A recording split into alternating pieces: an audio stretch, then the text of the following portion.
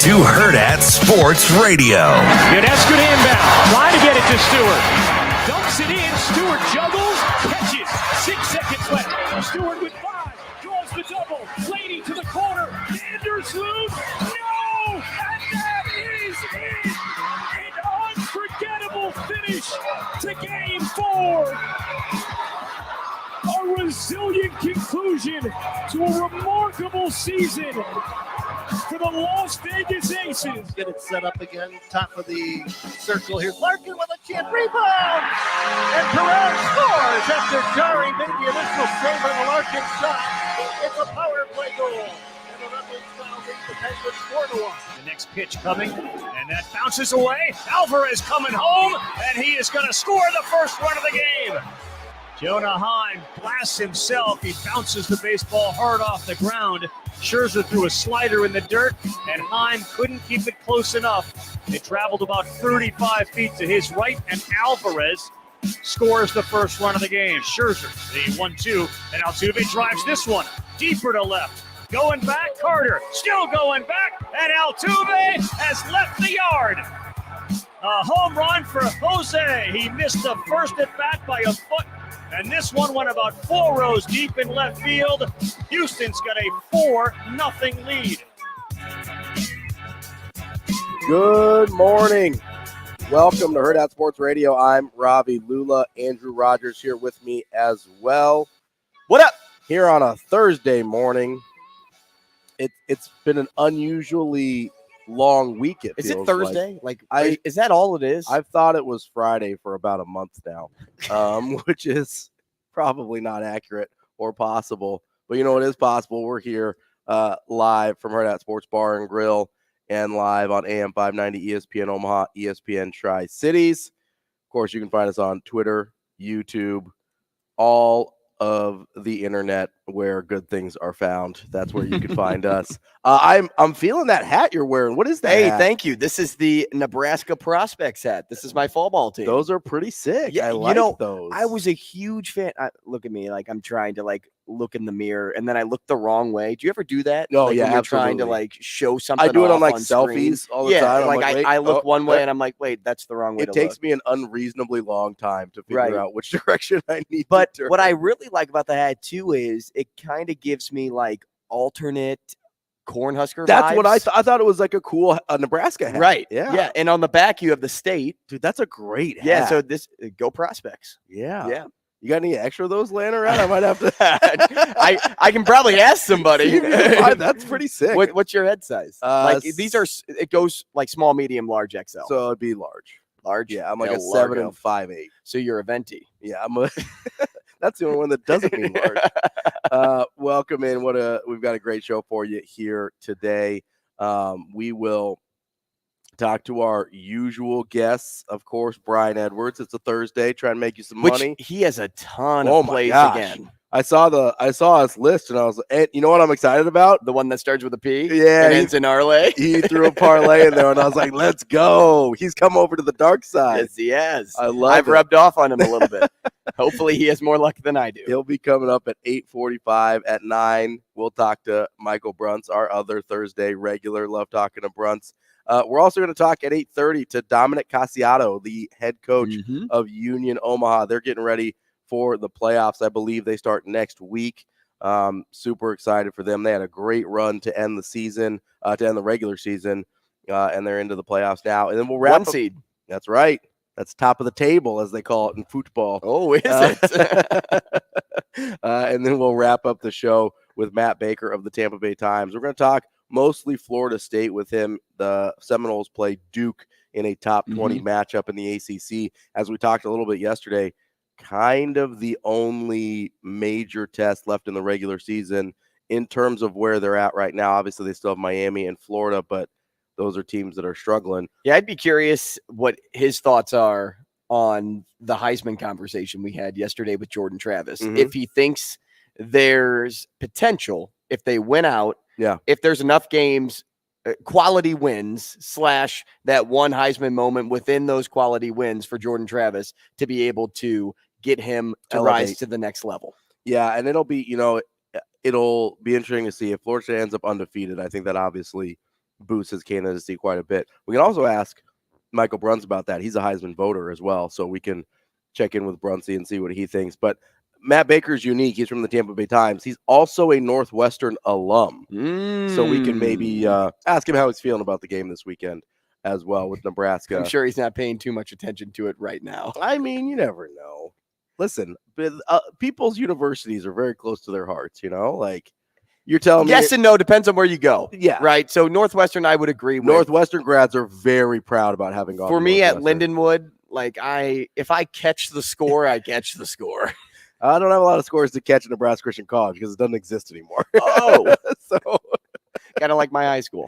Oh, really? Your high school my shut high down? School's gone. Oh, dang. That's yeah, crazy. It was a small Catholic high school in St. Louis. Oh, and, that place was awesome. Everybody knew everybody. Yeah. It felt like a little family. And when I really do mean that, because I don't think there were more than 280 to 330 in the school. In the whole school? Yeah. Oh, wow. So the graduating class I was in was 80. Oh, sure. So I'm gonna shoot on the lower end of the range I just gave. Yeah, it's like in the high 200s.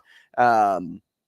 But yeah, it was great because you could try out for any sport. Mm-hmm. You would probably make the team, whether it was varsity or JV. There were even some freshman teams. I know that's kind of shocking when you have for a that school little. That's small. That's impressive. Yeah, little of number to have a freshman team, but also I was involved in theater productions and various clubs that some places you just don't have time for. Sure. For one, and or two, it's too big. It's too big for you to even be, a part of. Yeah. But there it was, kind of. Remember the scene in Semi-Pro, ELE, Everybody Love Everybody? It felt like that. Yeah, that's almost the exact opposite of my high school experience. That's very similar. Well, you also went to a big high school. I did. So it's very similar to my college experience, right? But almost the exact opposite of my high school experience. My graduating class was in, I think it was the mid to high 600s. So 650. How long was that ceremony? It was really long. It's like a couple hours of just reading names. But I swear to you, so there were two instances where it's funny. I was just talking at my friend's wedding. There was a bunch of our high school friends there this weekend, and I was just talking to somebody about this. There was literally we did a class picture in front of the school, one of those panorama deals. And I'm looking, when we got the picture back, I'm looking at this thing. I was like, I don't know who half these people are. Not just I didn't know them personally. You didn't see their face ever. I did not recognize them as people that went to my high school, much less were in my graduating Because it probably felt class. like a giant convention every day. Oh, yeah. Right? It's like you're going into one of those hotels for a industry convention. Yeah, you remember the people that sit at your table. Yeah, the and people that's that are it. in your classes and stuff like that. And then literally at graduation, they're reading off names that I'd never even heard the name before. You're like, that dude went to Millard South for sure. I was like, have you been here all 4 years? Oh, you have. Oh, we went to middle school together as well. Oh my gosh. Oh, we were in the same homeroom. It was no, usually if people were in a class with me at any point, I knew who they were. And I knew a lot of other people besides that because I did newspaper and I How big were classes in high school for you? About 30. Oh, so people. How many teachers then? A lot. A boatload. They did pretty good about keeping class sizes reasonable. Mm-hmm. And it's Millard, so it's well funded and everything, but there's a ton of teachers. That building's enormous. So in your class, well, I guess it doesn't matter because from senior to freshman, you probably have the same amount of teachers. How about just in one class, how many teachers are there? Oh, I don't even know. It's would it be 50? Maybe not that high, but it's a ton. There's I think there were 4 different freshman. Well, I guess we English could do the teachers. math. Yeah. There were 4 different freshman English teachers. Mm-hmm. There's probably a quarter of the teach, or there's probably 3/4 of the teachers in that school. So that I never had. Would it be 20? Wouldn't that make sense? 600 divided by 30 would be 20. Yeah, 20 to 30 somewhere in there, probably per grade. So you're talking about probably 120 teachers in that school. I don't know. Aaron Behringer, if you're listening, tell me how many teachers work at Millard North. Back to the Behringer name. Dude, that's my guy. We love He was that in my guy. math class. No, he actually was a sub though when I was at school. Really? That's how he started his career. He was a sub at Millard North. And I never had him. I didn't even know he was there because the school is so big. But no, I loved it. And then my college experience was almost the exact opposite. I went to a very small Christian college, kind of like your high school, and then it ended up closing down. But very small. That's how I ended up playing basketball in college because it's this tiny school. And at 18, what do you mean, Ravi? You chopped. I mean, listen, I can shoot. I can still shoot. That's it. Like that's the only thing I bring to the table. And so I used to joke with my coach. I was like, Coach, if you put me in the game, you know what you're getting. Like, you're not getting great shot selection.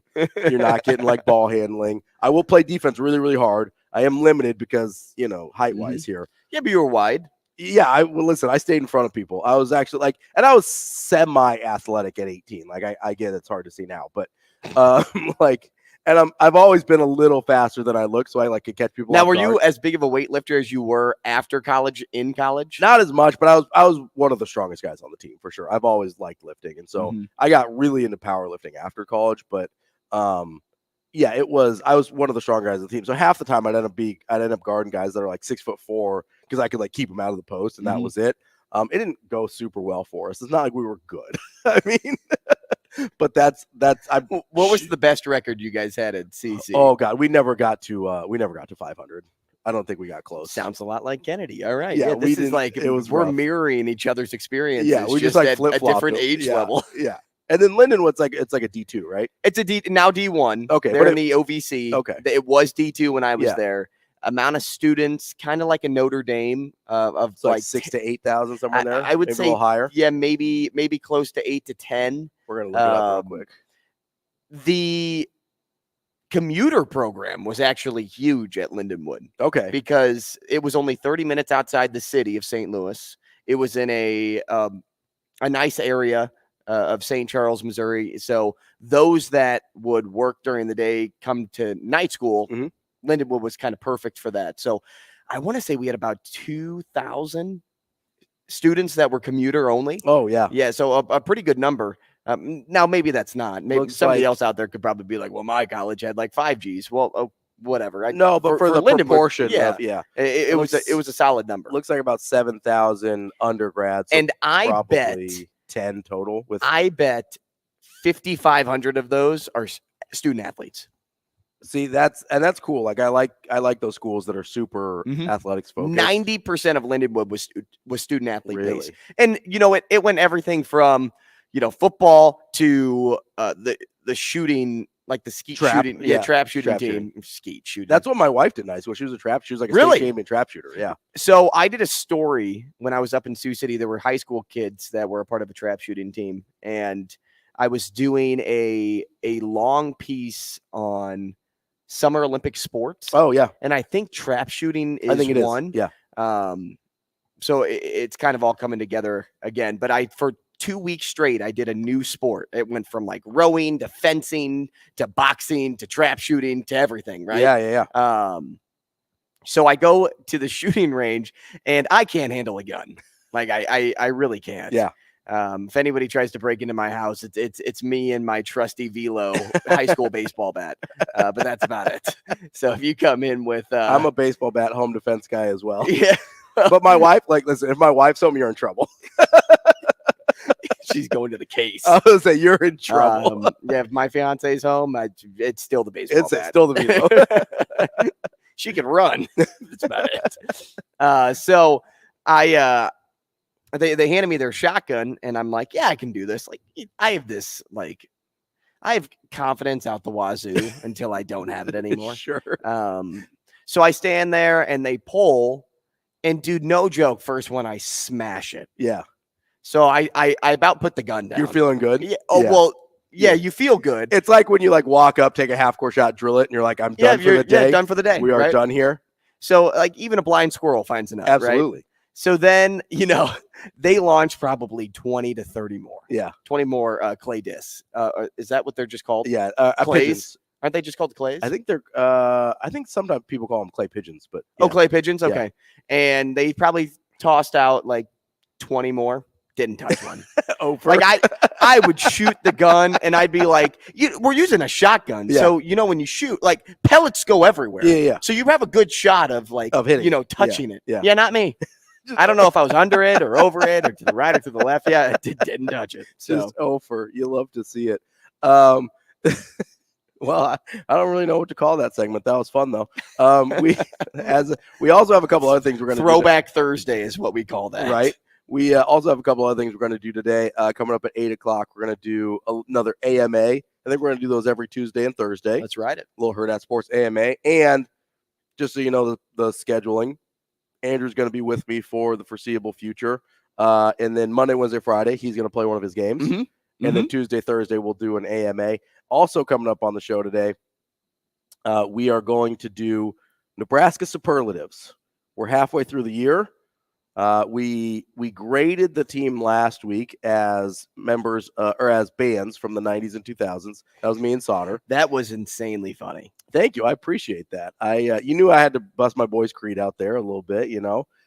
They were actually in the building in Texas last night, which I was very excited about. Right. Couldn't power them to a win, but we'll do our Nebraska superlatives, and we've got some for the players and the coaching staff as well. So we'll have a good time with the superlatives as well. And then after that, man, we're just off to the races. Can I throw a PSA out there? Always. If anybody speaks fluent Spanish and can understand it and translate it to English for me, Andrew at Hurrdat.com. And I need it for a game. And not like, hey, I took a couple years of Spanish in high school. Like, because I did that. Like, yeah, and, so and did hardly I. paid attention. I got nothing for you here.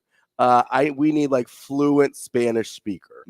Like you can listen to Spanish television and know what they're saying without subtitles. Like that's what we're talking about here. Not anything less than that level of Spanish. So if we've got some Spanish speakers out there, we need a little help. And I'll give you a shout out on the show if you help me. Yeah, we can figure something out for them, help them out a little bit. I've been told we can give away gift cards. Like we can give away a little gift card.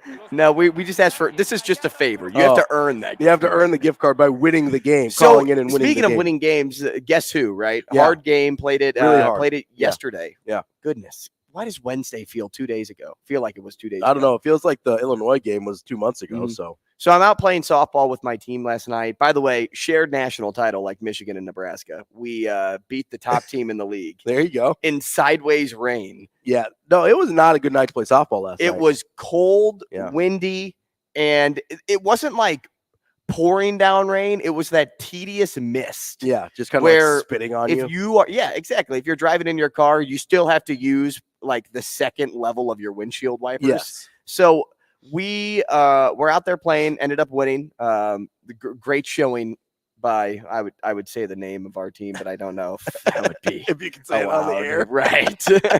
I don't know if people would get like the break in the word. Sure. A couple people came up to me about the Guess Who game and told me how difficult it was. And I said, guys, like that game is meant to be hard. Yeah. And the reason for that game, so I think the understanding for those listening was this is 20 questions, but it's not 20 questions. No, it's ask as many questions in a minute as you can in a minute. Yeah. So as you said yesterday, well, we'll try to clean it up maybe a little bit, but at the same time, I'm like, I kind of want to ride out the difficulty level and see who can be the first to crack the code. See, because iron sharpens iron. It is a very difficult game, and I like that it's difficult. Here's where we talked about this for an extended period of time after the show yesterday. Why do we spend so much time on things? And very invested in our games. And I was like, hey, I want to make it like 10% easier. But the problem is when you start eliminating categories or you start like filtering things out a little bit, it makes it way easier, right? Because we did an exercise off the air. We're like, okay, what if we just do athletes? And you got that way easier. Or what if we just did, pop culture people and that it becomes way too easy, too fast. So we're trying to figure out if you've got any ideas, let us know. You give us a call on the War Horse hotline, 888-638-4876, or you can hit up Andrew at Hurrdat.com or Ravi at HurrdatSports.com. There it is. If you've got ideas on how to make it like 10% easier. So I want to make it a little easier, a little more gettable. It's like, I don't want to play mini golf, but I want to play from like maybe the next tee up. You know what I mean? So you want to play from the reds? Sure. Gotcha. Yeah. Not trying to play from the pro tees, Well, then you want to play from the whites. I want to play. The reds are the ladies' tees. Yeah, that's fine. I'm great playing from the ladies' tees. They're better than I am. I don't want to play from the blues. Like, let's just move up a little bit. Let's just move up a tee. Not trying to play mini golf. Not trying to play a par 3. I should move up in the tee box a little bit, which I think is reasonable. I don't know what the equivalent to the game is, though, so we'll have to figure that out. Sounds good. I figured out a great analogy. I have no idea what I don't know. I have no idea how. We have zero solutions. Yes, that's kind of what we do here. We ask a lot of questions. we have almost no answers. Were you shocked at all yesterday that Max Scherzer got beat up as much as he did? I'm watching that game yesterday, and I was like, what world do I live in that I trust Nathan Eovaldi more than Max Scherzer? Mm-hmm. Like, that's a weird place to be in Max baseball. Scherzer is your 3. Yeah. And Eovaldi's your 1. Right. I'm just sitting there. I was like, but Eovaldi did have some pretty solid seasons up in Boston. Yeah, absolutely. No, and that's not a slight on Eovaldi at all. It's Max Scherzer. Mm-hmm. I mean, this is one of the greatest pitchers to ever play the game. Right, certainly of this generation. Like, it is, it's a very strange spot to be in. I get he's getting on in years a little bit, but it's not like Eovaldi's the youngest guy in the world. And I literally was thinking that exact same thing. We didn't even talk about this beforehand. I'm sitting there last night, and it's 4-0 Astros after Altuve hit the home run. And I'm sitting there thinking, first of all, Altuve is a tiny person. Mm-hmm. It's so funny when who uses the biggest bat known to man. It's so funny when you see, he looks up like he's up there with a club. Uh-huh. It's the exact opposite of Adam Dunn. You remember Adam Dunn? The tiny red. It looked like he was swinging a pencil. Yeah, the tiny bat. They're probably the exact same size bat. They're just that much different size than people. But Altuve looks like he's swinging an oar. Yeah, he really does. But I'm sitting there after Altuve hits that home run, and I'm like, man, Scherzer's getting touched up a little bit. And I was like, God, if only they had Nathan Eovaldi today. And I was like, what a sentence to think. Like, in the year of our Lord 2023, I'd rather have Nathan Eovaldi than Max Scherzer. That's a wild. From your lips to God's I mean, it's not a hot take even. That's the funniest part. It's not even like, that's not setting the world on fire. I think everybody's like, yeah, Eovaldi, much better. And it's like, Scherzer dominated for like a decade. Yeah, but I'll tell you what, watching Eovaldi pitch, and I haven't watched him pitch much this year, seeing how locked in he stays. He's so intense. No matter the scenario behind him. Yep. Bases loaded. I think it was the bottom of the 4th inning. Nobody out. It was bottom 5th. I remember. Bottom of the 5th inning. And nobody out. Escapes. Strikeout, ground out, I think. It was just like, boom, we're done here. He escapes with no run scoring. Yeah. His focus is incredible. And he didn't ever show a lick of being tense. He looked the exact same in the bottom of the first pitch of the game as he did in that moment, which basically decided the game. Like, that moment right there decided the game. Oh, yeah. That was the highest leverage situation of the game. When he comes off the field, like after that ground ball, Bregman rolls over to Josh Young. Yep.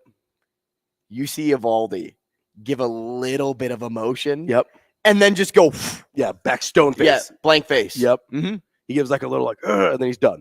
It's incredible. Like, his ability to lock in. It reminds me of like For Love of the Game. Like, he's just clearing the mechanism every time. And it's incredible. And I appreciate that so much about him. Obviously, he was with that 18 Red Sox team that won the title, and loved the dude. Like, loved Eovaldi. Was thrilled they re-signed him. But I'm happy for him. I'm happy because he had a lot of arm injuries before he went to Boston, and people are like, I don't know how this career is going to go. And the fact that he's kind of turned into this like ultimate postseason pitcher, I love that for him. So who's the game 2 starter or game 1 starter for who? For the Rangers.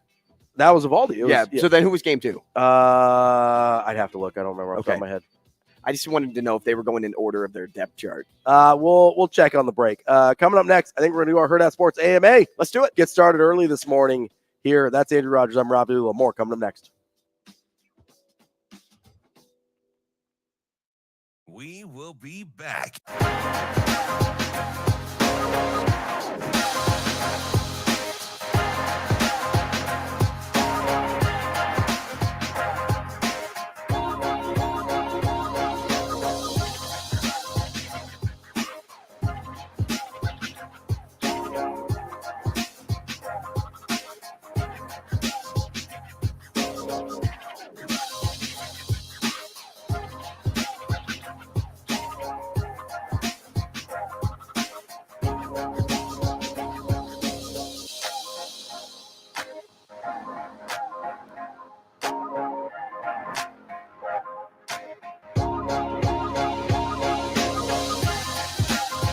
We will be back.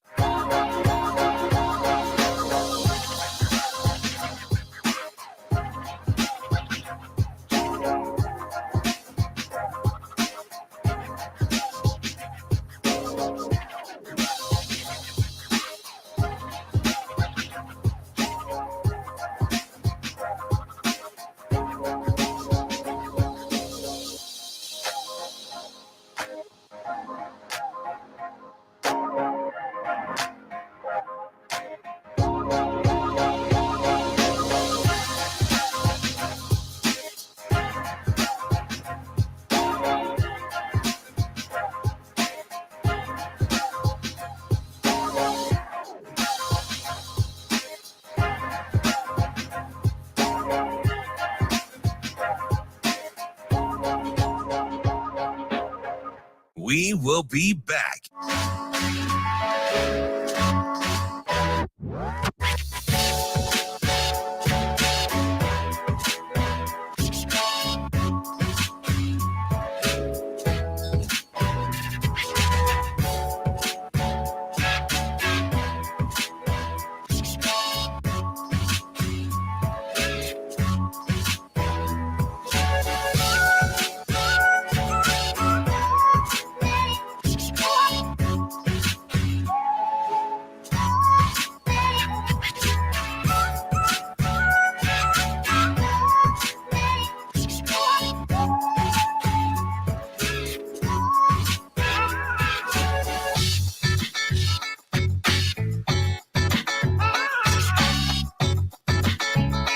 We will be back.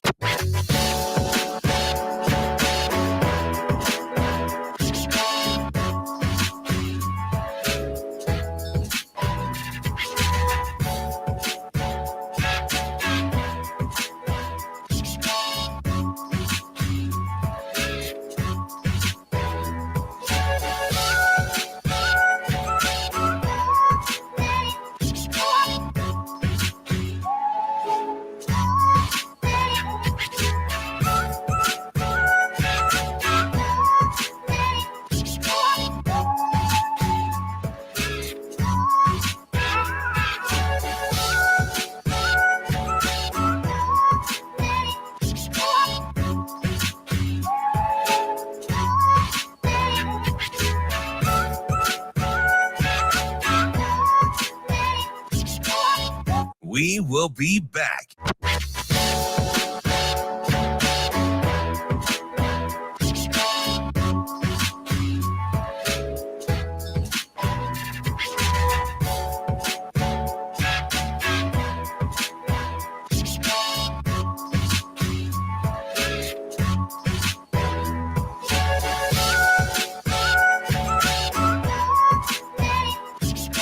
We will be back.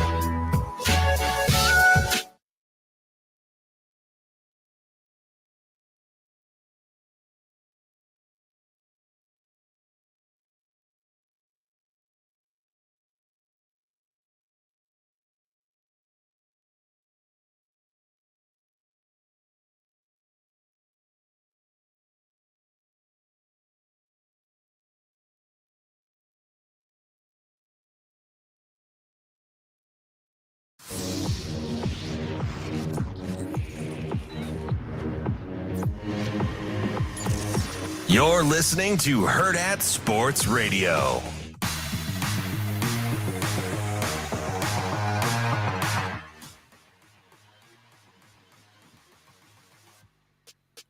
Welcome back to Hurrdat Sports Radio. I'm Ravi Lulla. Andrew Rogers here with me as well. We are about to play a little Hurrdat Sports AMA, and that's brought to you by our friends at Dingman's Collision Center. Dingman's has been in business for over 25 years in Omaha, 18 years running, Best of Omaha, first place, and they can work on every make and model because they invest in the latest technology. They are 4 great Omaha area locations, and I think I saw this on my Facebook. I think it is our friend Darcy's birthday. Is it? I think so. Oh, happy birthday, Darcy. If I'm correct. I'm going to say it anyway. Yeah, happy birthday, Darcy. It's somewhere around to this time. Now, if we missed it, that would be bad. Then happy late birthday, Darcy. We still appreciate you. And we also appreciate Dingman's Give Back program. For every car they repair, they give back to the community. So make sure you go check them out at dingmans.com. I'm sure you can ask Dingman's anything, too, about your car. You probably can be like, hey, I need a little help here. Mm-hmm. What can you do for me? By the way, it's Jordan Montgomery who started in game two. Yeah. Which, we looked this up during the break. That's me. Squirrel. So all over. Max Scherzer, technically their number one starter, but they chose Nathan Eovaldi for game one of the ALCS because of just how good he's been in the postseason. Yeah, I mean, he's pitching really, really well. Yeah, he is feeling it. So, and Scherzer does thrive at home, and we saw that when the Nationals were in the World Series. Like, he's somebody that feeds off of that home crowd well. Mm-hmm. Yeah. So it also doesn't shock me that they possibly may have saved him for that moment. I'm not going to say I know exactly what happened, but Scherzer pitches well at home. Yeah, absolutely. And Eovaldi kind of pitches well everywhere in the postseason. So you kind of just take it for what it is there. All right, let's get into our AMA. You want to go first? Let's do it. I'll go. All right, I think I went first last time, so you go. Did you? I think so. Hey, what traumatized you as a kid? Fair. Getting deep. Probably the same thing that still traumatizes me to this day. No, it's getting diagnosed with diabetes at 7 was like pretty rough. Oh, man. It was on my 7th birthday that I got diagnosed, so that sucked a little too as well. But it kind of just being totally honest, it really changes your whole, it flips your life upside down, right? Mm-hmm. Because everything is different. I'm really grateful that I actually don't remember much of like day-to-day life beforehand, because I know people that have been diagnosed as adults and like they had a whole life before everything turned upside down. And I feel really bad for those people because like I would be so resentful at that point, but I was 7 years old. At least I didn't really know any better. Mm-hmm. And you kind of have that attitude of like, oh, well, I guess this is just what life is now when you're a kid. But the way and it's still stuff that I've been, unpacking for even as an adult, where you're like, you see the way that it affects you. Like I'm convinced it has a lot of like my anxiety stems from being diabetic, because anytime I go anywhere, most of my thoughts are, okay, what are the things that could go wrong and what do I need to have with me to make sure that doesn't go wrong? Mm-hmm. Like, I don't know if you've ever been with me when like my insulin's run out or something like that. I have not. Usually I have something with me. There are times where I've forgotten and I've had like call my wife and be like, hey, can you bring it home from home? And she's great about it. But there was a show like that. Like you absolutely need that. Yeah, there was a couple months ago where like she had to stop by, bring me something, because I thought I had everything with me, but the thing that I had was malfunctioning. And so it was this whole ordeal. And so that's where like a lot of my anxiety, because I'm like constantly preparing for worst case scenarios because I have to. Mm-hmm. And so that's really hard to compartmentalize to one part of your life, right? So just being totally honest, when I was diagnosed with diabetes was definitely probably the most traumatizing. And that was so deep. I thought you were going to say like running up the steps when you turned off the lights in the basement, and everybody sprints up the stairs because they don't want the dark monsters to come get you. Nope, it was that one. That one's real. It's maybe like getting lost in a giant grocery store without and you can't find your mom. And no, honestly, outside of that, like pretty good childhood. Being told like I don't have a lot of complaints, like and it, even with that, it was fairly normal. Normal, whatever that is. But like, I don't remember anything super weird. It's just, you had this kind of whole thing hanging over it. What about you? I would probably say that some of the shows that I like, Criminal Minds, I would watch growing up, and like CSI Miami was one of my favorites. But that was more of like, Criminal Minds is a little more disturbing, or can be. Well, and I really think it has everything to do with the colors and the brightness of the show. Yeah, it is like a dingier looking show. In CSI Miami, it's always bright, and right? Colorful. The sun is out. Yeah, you get like those warm colors. And then when you watch Criminal Minds, it's always like night. Yeah. Anytime something bad happens, it's night. It's like, have you seen the movie Seven? Yes. It's all shot like Seven, basically, like with like dingy and dark and So certain like shows like that would like, and I would watch it before I'd go to sleep. Yeah. I don't know why. It's just kind of what we like to watch. And I'm really into crime shows still to this day. Yeah. But sometimes I'd go to bed and I'd be like, somebody's going to get me tonight. Yeah. No, I that's honestly, that's part of the reason I don't watch that show, is because it makes me paranoid. Like shows like that, because it kind of makes you believe there's like bad people around every corner. And like, listen, I get there's a lot of bad people out there, but for the most part, like that's a very small segment of society. But yeah, that's tough out there. Yeah, that was a rough one. Not as rough as yours. Don't by any means. I'm not trying to compare. Don't let your kids watch Criminal Minds, guys. Okay, here's one. What was a non-sports job you wanted when you were a kid, or at least when you were younger? A pilot. I wanted to be a pilot. I still want to be a pilot. Like a commercial pilot? I just want to know how to fly a plane. Okay. So you could do it as like a hobby and you'd be happy. Yeah. I just like being in control of the moving vehicle I'm in. Sure. Yeah. So whenever I drive home, normally I'm like, if Ashley was ever with me, I would drive. I would try to drive the full distance just because I like being behind the wheel and I feel like I can stay more engaged that way. Sure. If I'm not, I'm probably sleeping. Sure. Right. Because I just don't really want, I want to pass the time quickly. But I would love to be able to fly a plane because I like just being in control of the wheel. Sure. Yeah. That's so my dad knows how to fly planes. Or like you said a non-sports job, right? Yeah. Because everybody's dream is to be that professional athlete. Right. Right. Yeah. That's why I did non-sports job because everyone was like, yep. I still want to be a pilot though. Okay. That's cool. I would love to learn how to fly a plane. Yeah. Well, that's something you can do too. Right. So that's a lot of money though. You have to really save, like invest in to take to flight get, lessons. Yeah. Because I think if I remember correctly, I was talking to the guy at UNO that runs their flight program, and he told me like 10 G's. Okay. Yeah. So you really have to have be like committed to it. Yeah. Well, committed for one, but two, the money to do it. Sure. Yeah. That's a good one. What was your job? When it comes to driving, would you invest in a self-driving vehicle? No. No, so you're really all 100% all about the control of the wheel. Yeah. Okay. No, that would freak me out. I like the feeling of knowing that I am going to define what happens. Yeah. You want to be in control of your own destiny. Correct. That you're like Will Smith and iRobot. You're like, I'm not giving a little bit. A little bit. I don't trust the machines. Which, if you watch The Matrix, that's smart. So when I was a kid, pretty much every job that I thought of was sports related or that I thought I wanted to do. PayPal wasn't the dream. Listen, it's a very nice living that they help you provide, but I don't think anybody dreams of like, I want to work in risk and compliance. It's funny. The first job I got in risk, I told the person interviewing me that in the interview. I was like, they're like, what do you like about risk and compliance? I was like, well, I'm not going to lie to you. It's not like I grew up as a little kid thinking I was going to do this. I was like, if Creighton called me tomorrow and asked me to be their head basketball coach, like you'd see a Ravi shaped hole in that door. But I was like, I like solving problems. I like figuring things out. Like, and this job, allows a lot of those things. Right.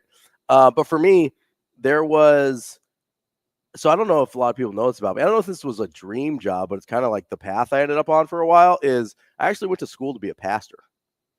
Did you really? Yeah. That's why I was at Nebraska Christian College, was to be a pastor. Hey, are we talking to Matt Rule, Shane? If we die, we die. He said that again in the newest GBR Rewind. That's just my go-to now. Like anytime I need to feel inspired, I just do it in my best Matt Rule voice. Day after day after day. But yeah, I went to school to be a pastor. Obviously that didn't happen. I kind of got into it a little bit. And I was like, well, that would make sense if you went to a Christian college. Yeah, and it was, some Christian colleges have like other majors and stuff. This was like a ministry school, almost like a seminary kind of. But yeah, I got into it and I was like, this probably isn't for me. But like that's originally what I went to school for.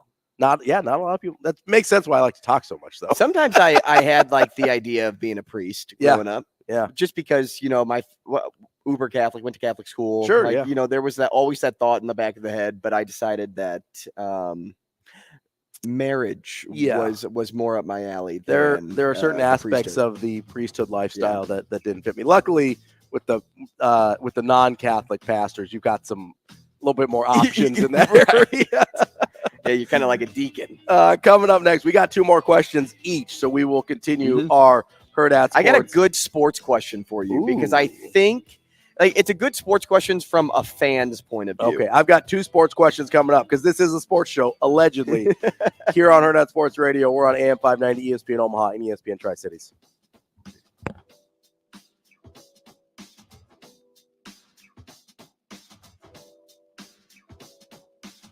We will be back.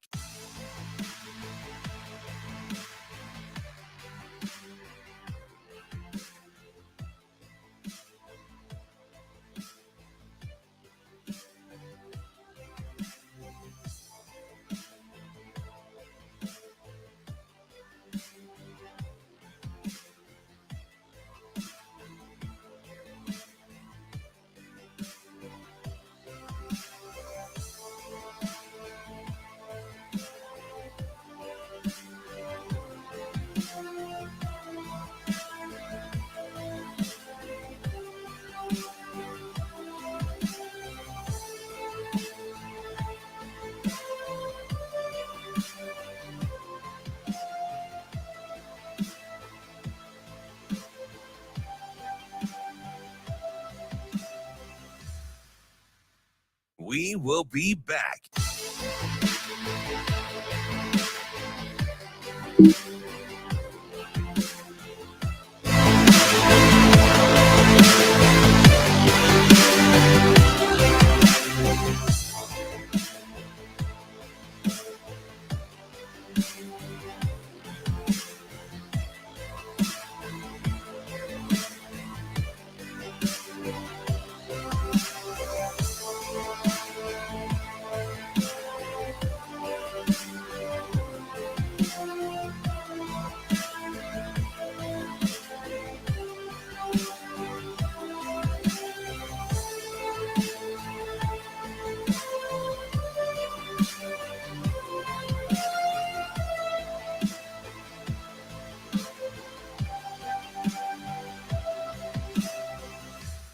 We will be back.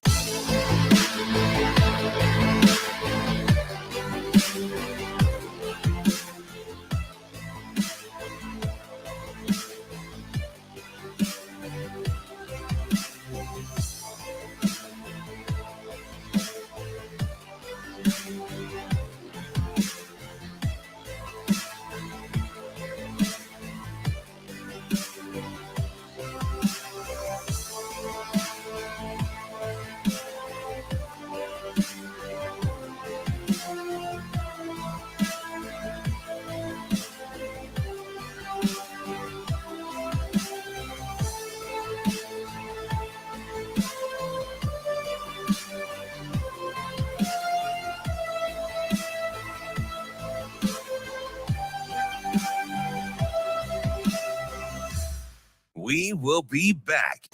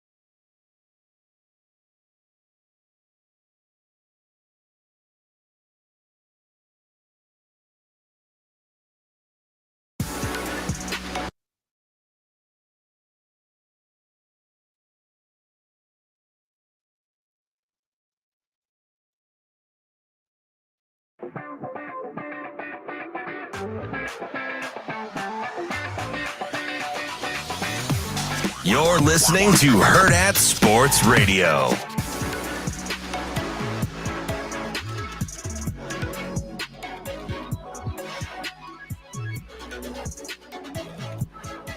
Welcome back to Hurrdat Sports Radio. I'm Ravi Lulla. Andrew Rogers here with me. We are live on AM 590, ESPN Omaha, ESPN Tri-Cities, Twitter, YouTube, all of the places that you like to be on the internet, at least in the morning. We're also brought to you by our friends at Rockbrook Camera. Rockbrook Camera, not just trying to sell you a camera, trying to help you become the best photographer you can be, whatever that means for your life, whether you're a professional or just trying to share your friends and family with the memories that you have there. They've got classes that you can get to learn your new equipment, or you can upgrade, trade in your old equipment, or you can check out their extensive rental program, rockbrookcamera.com. They're at 168th and Center in Omaha, or 70th and Pioneer in Lincoln. All right, continuing on with our Hurrdat Sports AMA. Hey, Ravi, when is it okay to cry about a sporting event outcome? Would you say always, never, or exclusive? But if you say exclusive, I need the example. Yeah. I'm going to say exclusive. And I'm going to say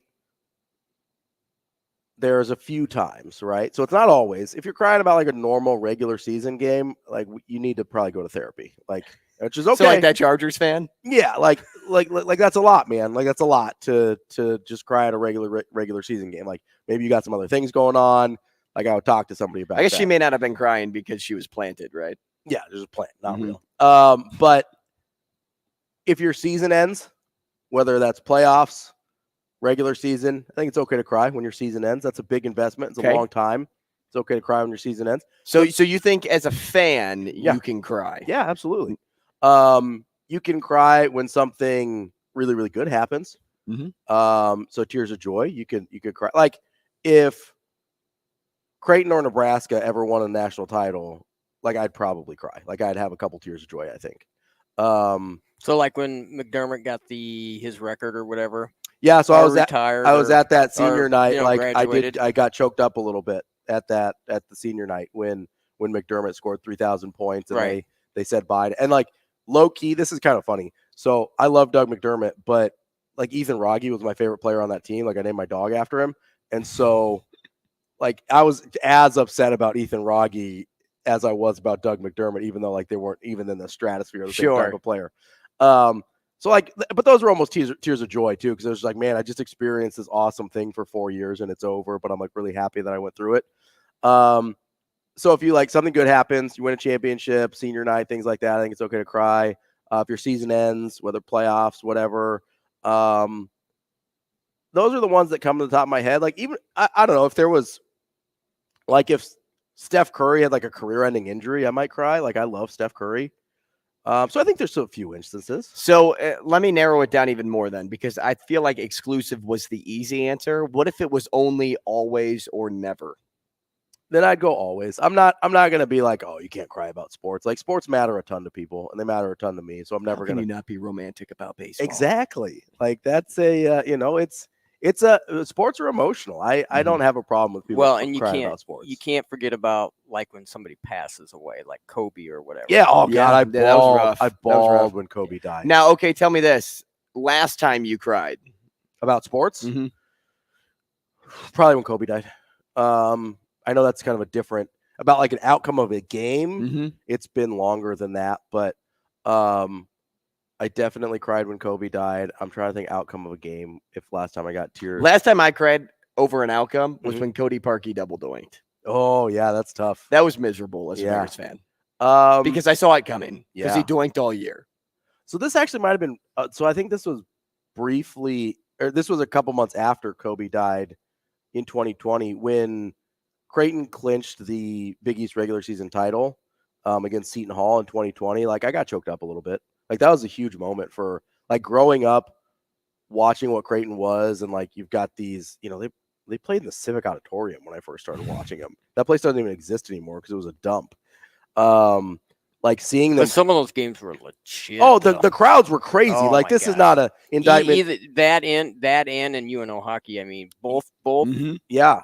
And I UNO thrived there. I used to go watch Omaha Beef games at the Civic Auditorium. Like I went to see Omaha Racers games at the Civic Auditorium back when the what was that league called? The CBA. You probably saw concerts there. I mean, it was like it was it's a dump. It was this like venue from the 60s or whenever, and like they were not making great venues back then. And so but no, when Creighton like clinched the Big East title, I was pretty choked up. Like that was a big deal.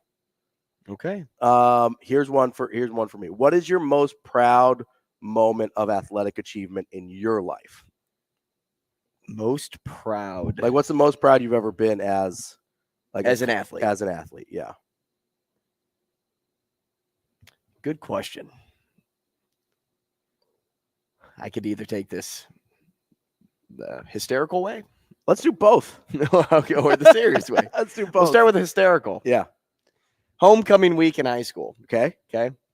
I was a part of the all-star dodgeball game. Okay. Which you can probably kind of make out when there's limited numbers. Sure. The athletes of the school are normally the ones that are playing in that game. And it was the juniors against the seniors, and senior. Was I junior? I was a junior. And you couldn't get back in. Mm-hmm. It was you're out. Whether you caught a ball, nobody could come back in because they had to get people through the lunch period. Sure, yeah. Because sometimes dodgeball games with like forever. 10v10 can take a long time. Yeah. So I don't know. I kind of blinked, and it was like 8v2, and I'm a part of the 2. Not great. Okay? Not ideal. I blink again. It's down to me. Mm-hmm. There's like six, seven guys on the other side, and I'm solo on my side. So I just kept rolling the balls back, and I'm like, the only way I'm going to win is if I catch. Yeah. Like, that's the only way I can come back. And we had this chant. We did the gladiator chant at our school, kill, kill, kill. And so everybody's screaming that as I'm, standing there awaiting my feet, right? Well, one throw after another, catch, roll them back, catch, roll them back. So now it's down to like 4v1, and the kill chants are like starting to like simmer down, die down a little bit. They're kind of like, what's happening? They're like, guys, what are we doing? Well, then the football quarterback who threw rockets. Yeah. I'm like, he's the one I have to worry about because he's going to be the most accurate. Yeah. Out of anybody over there, he's the one I have to worry about. It's going to be the hardest to catch because it's coming at you quick. Dude, I caught that ball, and when he got out, the kill chant stopped. And so then it got down to 3v1, then 2v1, then 1v1. Yeah. And I'm like, all right, now I guess I can throw. And I threw a ball that should have been caught, and he dropped it. And, dude, it was fantastic. The juniors rushed the floor. It was crazy. I felt like a king for like 3 minutes. That was like, wow, off like a real like competitive stage. Yeah. That was it for me. Oh, sure. Now, if it was like on. I also think people underestimate how good that feels, even in like a. Oh, yeah, in a rec setting. Yeah, just in a totally recreational setting. Like, that feels incredible. The furthest we ever made it in soccer was state quarterfinals. Okay. And I would say that was the best for me. Sure. I wish there was a baseball moment, like, cause you make diving catches or throw guys out at the plate, whatever. But like going the distance, like get in somewhere was like the feeling of just moving on is the best type of feeling. Yeah. So I'd probably go with that. Yeah, that's a good one. That's a good one.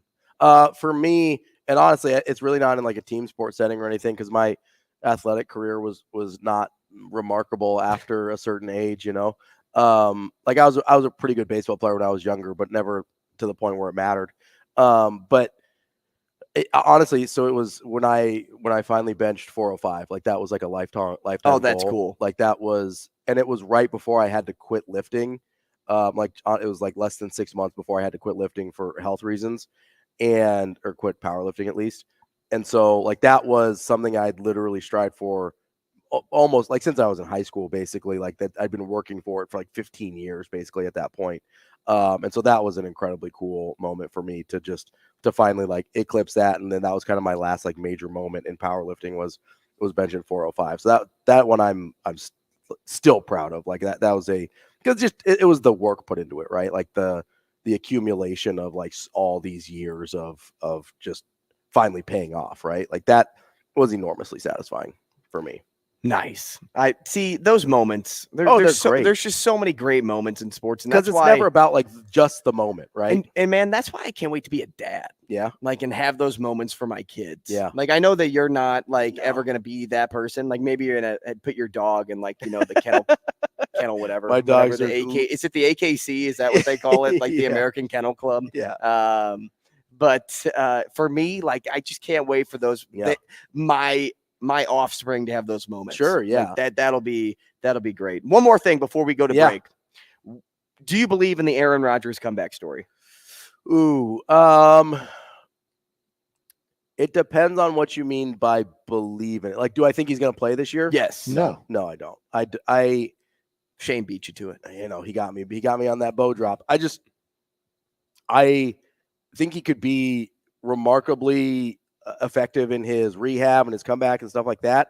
And there's just a huge gap between being able to walk, feeling good enough to like throw on a field, and being prepared to play NFL quarterback at a high level. And if he comes back, it's got to be close to playoff time, right? Yeah. So it almost seems like tensions are higher, guys are hitting harder. It could be even worse for him. You're putting yourself in a bad spot. Even if you like are borderline, it just seems like a bad idea. But you got the best doctors, you got the most money. You do. That is true. You got a full team that's billionaire team. If he comes back, doctors and money though don't fix your injury. Yes. Like they may help with rehab. They may progress like the rehab portion, but your body is the only thing that can handle an injury like that. Maybe he's in the recovery period. Maybe he's a freak, but that's a long recovery, especially for a guy his age. So That's AMA. Coming up next, we're going to do our Husker superlatives here on Hurrdat Sports Radio.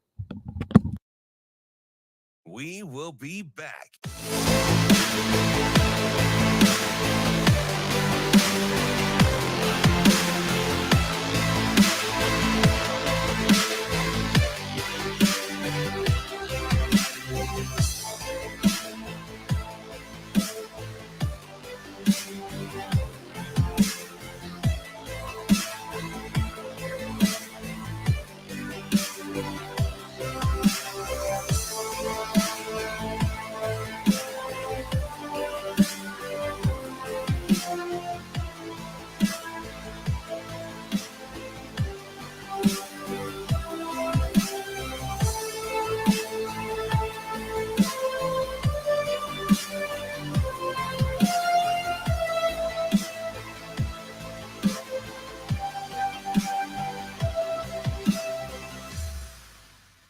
We will be back.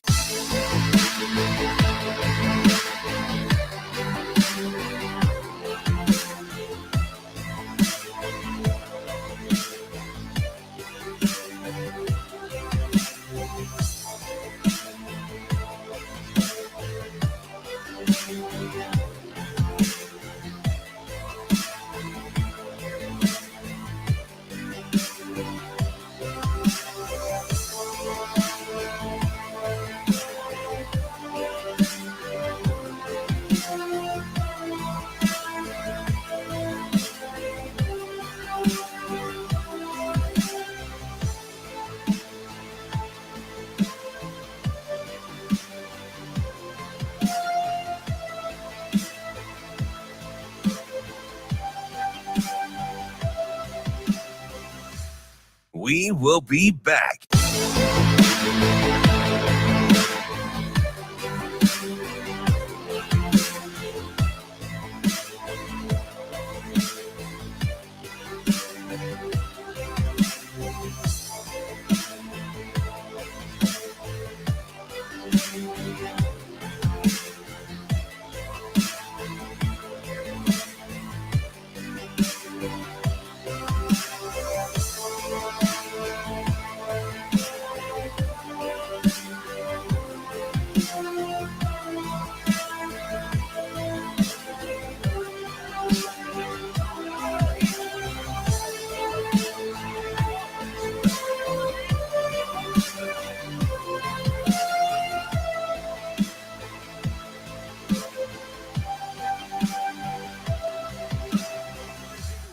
We will be back.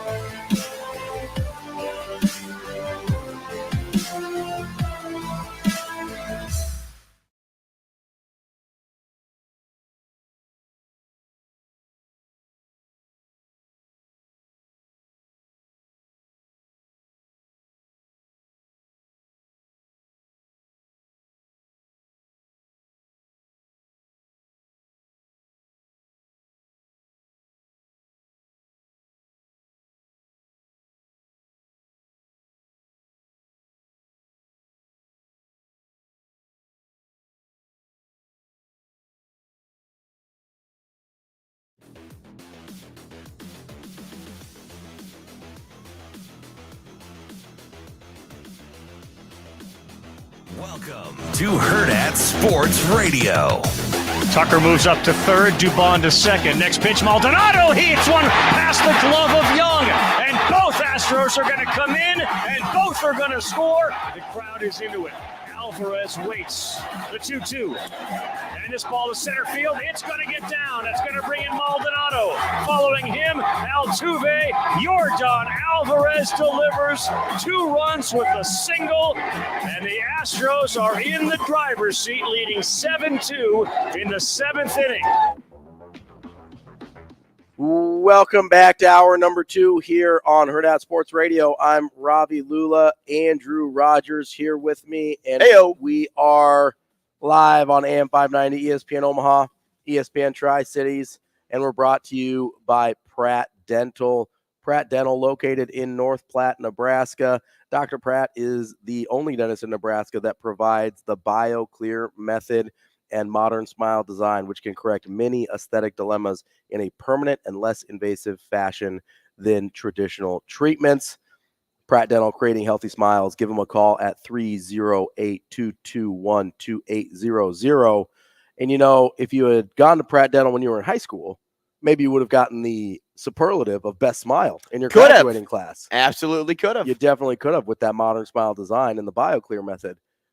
I don't know if any of our current Nebraska Huskers have gone to Pratt Dental, but what I do know is we have superlatives for our current Huskers halfway through the season. That's what we're going to get to now. Let's do it. I'll take it. Let's do it. I texted Andrew last night about later than I should have. Mid-softball game. Yeah, mid-softball game. And you're like, hey, we could do this Friday if you want. I'm like, no, let's do it tomorrow. And then I stayed up way too late. Yeah, I probably should have saved it for Friday. But I texted him because I kind of had this idea, and I was like, oh, I kind of like that. But I didn't want to put you on the spot because I think it was like 8:30 that I texted you. And I was like, you know, different people do morning shows in a different way in terms of like when they do their prep, when they like to go to bed. So I try anything after like 7. I'd really try not to ask too much of anybody. So that's why I was like, hey, we can save this for Friday if you want. But you're like, no, let's do it. And I was like, all right, we're going to do it. So we've got. Yeah, I started doing that prep at 10. Yeah, that was a mistake. Today's a nap day. It definitely is a nap day because I didn't go to sleep till midnight. That's a rough hang right there. But we're going to do superlatives for the halfway point of Nebraska football. A lot of these we just made up. A lot of these are a lot kind of tongue in cheek, a little joking. But yeah, you know, good clean fun. Yeah, good clean fun, but also tells you a little bit of the story of how Nebraska season has gone so far this year. So let's get this thing started. I'm going to start with, you know how in your high school, there was kind of always that like high school sweetheart couple, and they got best couple, and you're like, man, those are the ones that are going to make it. And, and you feel good about that. I've got a best couple for this Nebraska team. Let's hear it.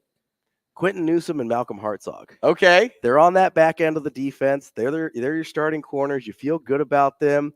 You're like, man, those guys are going to make it. You just trust them, and there's no drama. That's the best part about any relationship is no drama, right? You don't have this, what are they going to do? They're not reliable. We can't trust them. You can trust those two. They're anchoring down those number 1 and 2 receivers. You feel good about it. That's my best couple. Malcolm so Hartzog it's funny you say that because I had a best bromance on mine. Okay. And the reason I was up so late last night is because I was rewatching the GBR Rewind series because I feel like that's the only way to really feel like get a glimpse you of are some type of member of this team, of this program, whether you're an athletic trainer to somebody that, you know, holds a video camera to somebody that's the head coach, right? You feel like you're in the locker room all the time or surrounded by these guys all the time where you can pick up on those stories. And so I rewatched and, you know, I didn't really find like anything too crazy, but I said this yesterday, the relationship between Jeff Sims and Heinrich Harburg is just something different. It really is. And really most of that credit goes to Jeff Sims and what he's been able to provide off the field more than on. And just the way he's handled the situation. It just his maturity throughout this whole process and his ability to put his own personal feelings aside for the feelings of the team and for the matter of the team. That right there is why he slots in with Harburg as best bromance because they are the engine that makes this team go. Yeah. And it's a they thing. I really believe that. I don't think it's just a Harburg thing. I don't think it's just a Coach Rule thing. I don't think it's just a defense thing. The leadership that you have from the guy that wears number 7 paired up with your quarterback, your starting guy, it's just a soup. It's a great recipe, right? It's a great combination that turns into this fabulous soup. Yeah. And so that's why they took home best bromance for me. There you go. My next one was teacher's pet. Can you guess who my teacher's pet is? Teacher's pet.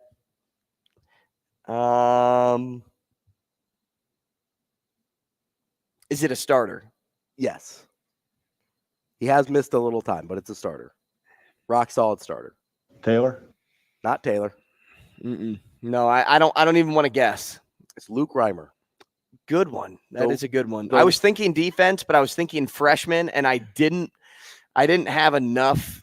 Like, I didn't study enough. Like, you ever take that test in school where you think you know enough, and then when you get to the question, you're just like, yeah, I don't know that answer, so I'm just literally going to guess, but don't want people to know my answer. That was that moment. You just described every test I ever took, basically. Oh, good. You were the guy that didn't study and got A's. We all get it. Yeah, no, I we all get it, Shane. I took the AP history exam as a junior, and one of the essay questions was about the French and Indian War. And I was unaware that we had covered the French and Indian War in that class. Did you say it was a war between the French and the Indians? I did. Yeah, no, I was like, the interesting part about this war, and I just nonsense. And yeah, anyway, gave you a B. Well, it was the AP test, so it was it's like a 1 through 5. I don't know, it doesn't matter. But that's exactly as you were describing that. As you were, I think I did get a 4 on that test actually. But as you were describing that, I was like, I had a flashback. I was like, French and Indian War. But my teacher's pet is Luke Reimer. Every chance Matt Rule gets, he just gushes about that guy. From the start, he has been all about Luke Reimer, about the way he embodies and exemplifies everything that Coach Rule wants in terms of a football team and football players. Like, and I don't think, a lot of times with the teacher's pet, sometimes it's a kid that maybe sucks up a little bit. Sometimes it's just a kid that, like, that's just how they operate, and they just line up with how the teacher thinks. That's what I think it is with Luke Reimer. I don't think sometimes some guys can be. Yeah, I don't think he's brown nosing or anything. I just think that's who he is, and it really meshes with Coach Rule's personality. He's definitely my teacher's pet. So I was thinking last night, I was like, is Ravi wanting to go fun? Is he wanting to go serious? So at first I had like, those were my only 2 even semi-serious ones. So I said toughest looking is what I wrote down first. Okay. And then I'm like, this could be better. So I changed it to most likely to survive the Hunger Games. I'm like, that sounds a lot better than toughest looking. Ooh, most likely to survive that's a tough one. I landed on Isaac Gifford. Okay, let's hear it. So I said Isaac Gifford would end up winning. He's the Katniss Everdeen of this scenario. May the odds be ever in his favor. Isaac Gifford may not be the biggest guy out there. Okay. Like, he may not be one of the guys on the line, Ty Robinson, who's really scary. Yeah. Like, if you can imagine somebody like Ty Robinson running at you with an axe, like, I wouldn't want that. He's not from District 1 or 2. Where they're the career. Right. Like Nash Hutmacher has had like a really good start to the year. Like, you're looking at like scary guys on the line, but I was also thinking about mobility. Yeah, I got to move. I was thinking about instincts, things like that. Good instincts from Gifford. Yeah. And Gifford being the rover of that defense, he's kind of like the quarterback of the defense. A lot of people would consider the free safety to be like the guy that is like, okay, I see the whole field, I'm going to read the quarterback's eyes. But Gifford has to do that at like a step further because he's so much closer to the action. So with the instincts, with his gameplay, with his stats, the statistical value that he's brought this year, he leads the team in tackles. So he's everywhere on the field. He already has a pick this season. He has 6 pass breakups. Love it. That is most on the team. Malcolm Hartzog with 4 is next on that list. Isaac Gifford all around is the guy that would end up winning the Hunger Games because he's sneaky. There you go. He's sly. He's instinctual. He goes with his gut, and he normally makes the right call. I'm not saying he's got Rue, little baby Rue with him, but he gives off enough for me to say, like, if we were going for strategy, he's going to be the guy that's hey, I'm not. What was the dude in that movie? Oh, the Woody Harrelson character? No, is that him? Is that Woody Harrelson? Who's the dude that Katniss liked? Oh, at the end, like came from the same district. The Hemsworth or the other one? The other one. The guy that Peta. We got there, which is funny. His name's Peta, and like he was a baker. He was a baker. It's like real creative, Dad. Right. Isaac Gifford is Katniss Everdeen. You heard it here first. Isaac Gifford, Katniss Everdeen. And Peta is probably who's his partner in crime? Maybe a little under the man. radar. Maybe like John Bullock. Ooh, okay. I like it. Like John Bullock offers. Behringer Award winner for the team. Yep. Right. And so he's like that down to earth individual who always puts others before himself. Yep. And that's a little bit like PETA. He's in there. He's hiding in the dirt, painting himself to blend in. Yeah, I like it. My next one. This is directly related to an Evan Cooper tweet yesterday. So I don't know if you saw, but Sincere Safiola, he kind of put out this sort of like cryptic, dramatic tweet about, it's not about what you do when you have nothing. It's about like your attitude when you have everything or whatever. And Evan Cooper quote tweeted it. His position coach quote tweeted it. And he just says, hey, why don't you just be on time to lifts and meetings? Total savage. So this one was most likely to be late to class. Oh, all right. Sincere Safiola. And you know what? I'll go one step further and give an award to Evan Cooper. He gets the caring, not coddling award. So my Evan Cooper award was scariest teacher. That's the guy you don't want to be on his bad side. Yeah, he's most likely going to get loud. Yeah, he will be savage. If we're taking shots, we are in a nice way. I didn't take shots. Evan Cooper took shots. Yeah. In a nice way, though, because we're just having fun. Anthony Grant has struggled with holding on to the football this season. He's had a little bit of trouble with ball security. Hopefully that changes. Let's clean that up. But until then, yeah, the award that I had him listed for oh no, was most likely to win the lottery and lose the ticket. I had him for most likely to lose his phone. Oh! I love AG. Don't get me wrong. I'm a big AG guy, but I had to just poke fun at it. He's got a little bit of the dropsies. I mean, like he has a whole hard time holding on to stuff. Everybody knows that guy that never knows. It's honestly for me, it's my wife. She never knows where her phone is ever. Yeah, got a little Anthony Gray. I'm just like, I don't know where it is. We lost. Sometimes you find yourself calling her AG around the house. Is that what I'm hearing? No. But everybody has that person in their life. They can't find their phone. They drop it all the time. They always have the cracked phone because they're dropping it. I feel like that might be our guy AG. Okay, most likely to succeed. Ooh. Who do you think I wrote down for most likely to succeed? Ooh, that's a tough one. I assume you're going to go defense here. Am I right on defense? No. Oh, it's an offensive guy. No. Did you go Harburg here? No. I didn't know offense. It's not on offense. So it's not on offense or on defense? Correct. So we're doing coach here. No. Special teams? Oh, yeah. Oh, you're doing Alvano. Nope. What? Nope. I'm out. Who is it? Brian Buschini. Ah, the Buschini. Most likely to succeed. Here's why. All right, let me have it. Okay. So if we start with stats, okay? So looking at his punting stats this season, his longest 60, his average is 41.7. He's got 10 punts inside the 20 on 26. Okay. Pretty good leg, right? So on the football field, he's succeeding. He's also succeeding as a leader of this group because he's one of the older guys in the room. But where he really takes it home is off the field.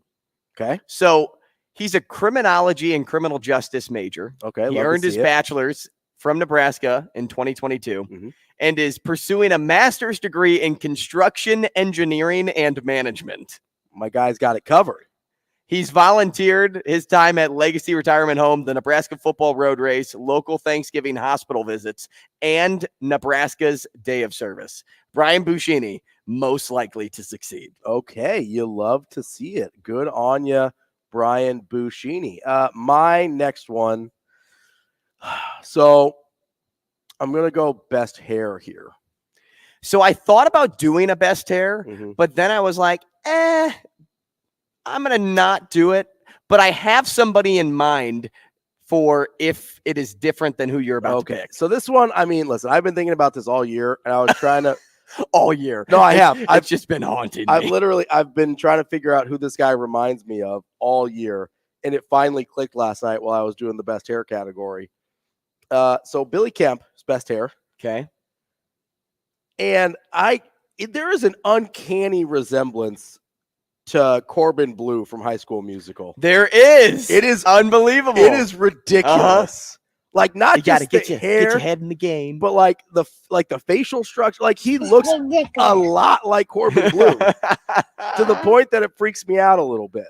And so that's my best hair. I just mostly because I wanted to bring up how much Billy Kemp looks like Corbin Bleu. Mm-hmm. It is uncanny. He does. He really does. There's an uncanny resemblance. Who was Billy Kemp yours? Or who'd you have? So Billy Kemp was on the list in the running for sure. But I was actually going to give it to Corey Collier. Corey Collier. Oh, that's some good hair. Look at the length. Yeah. Of his dreadlocks. That's a commitment right there. That's sick. Yeah. And that takes, I like that too, because that's not easy. Like you have to be committed to that for a long time. Oh yeah. Like if you're looking to date somebody on the Nebraska football team, you're like, hey, that guy can commit to something. I'm going for Corey Collier. That's so Corey Collier, if he's single, yeah, he's also Man Crush Monday. Well, I mean, listen, like most likely to win Man Crush Monday. Is that what we're saying here? Honestly, if I'm going to the Corey, I gotta go strength and conditioning coach Corey Campbell. I always kind of love the strength and conditioning coaches. Like that's right up my alley. So maybe Corey Campbell's my Man Crush Monday, but we'll save that for actual Monday. Who knows? It's Thursday, maybe. Even though we forget, maybe, maybe we forget what day it is half the time around here. I actually had Billy Kemp though written down for life of the party. Oh, I could see that. So somebody that everybody respects. But kind of comes off as quiet. Yeah. But then when you see him after games, when you get that inside look, again, I'm going to go back to GBR Rewind. Yeah. But he's dancing away. He's kind of vibing. I'm like, if he showed up at your party, you'd probably flip out. You're going to have a good time. You'd know exactly who he is. Yeah, absolutely. Like there are football players out there. That's that dude from High School Musical.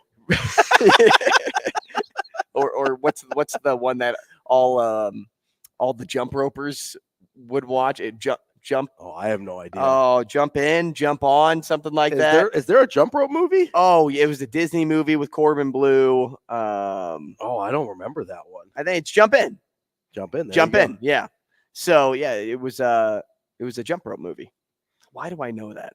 I don't know. That's Shane. That's a deep cut. Shane was telling me before the show. Nobody can do that. So I thought High School Musical was a deep cut. That is a deep cut. But I rested with Billy Kemp because if football players showed up at your party, right? Say it was just a lineman, and you weren't very familiar with the team, you'd be like, that guy probably plays football. Oh yeah. But if Billy Kemp walks in, you'd be like, that's Billy Kemp, right?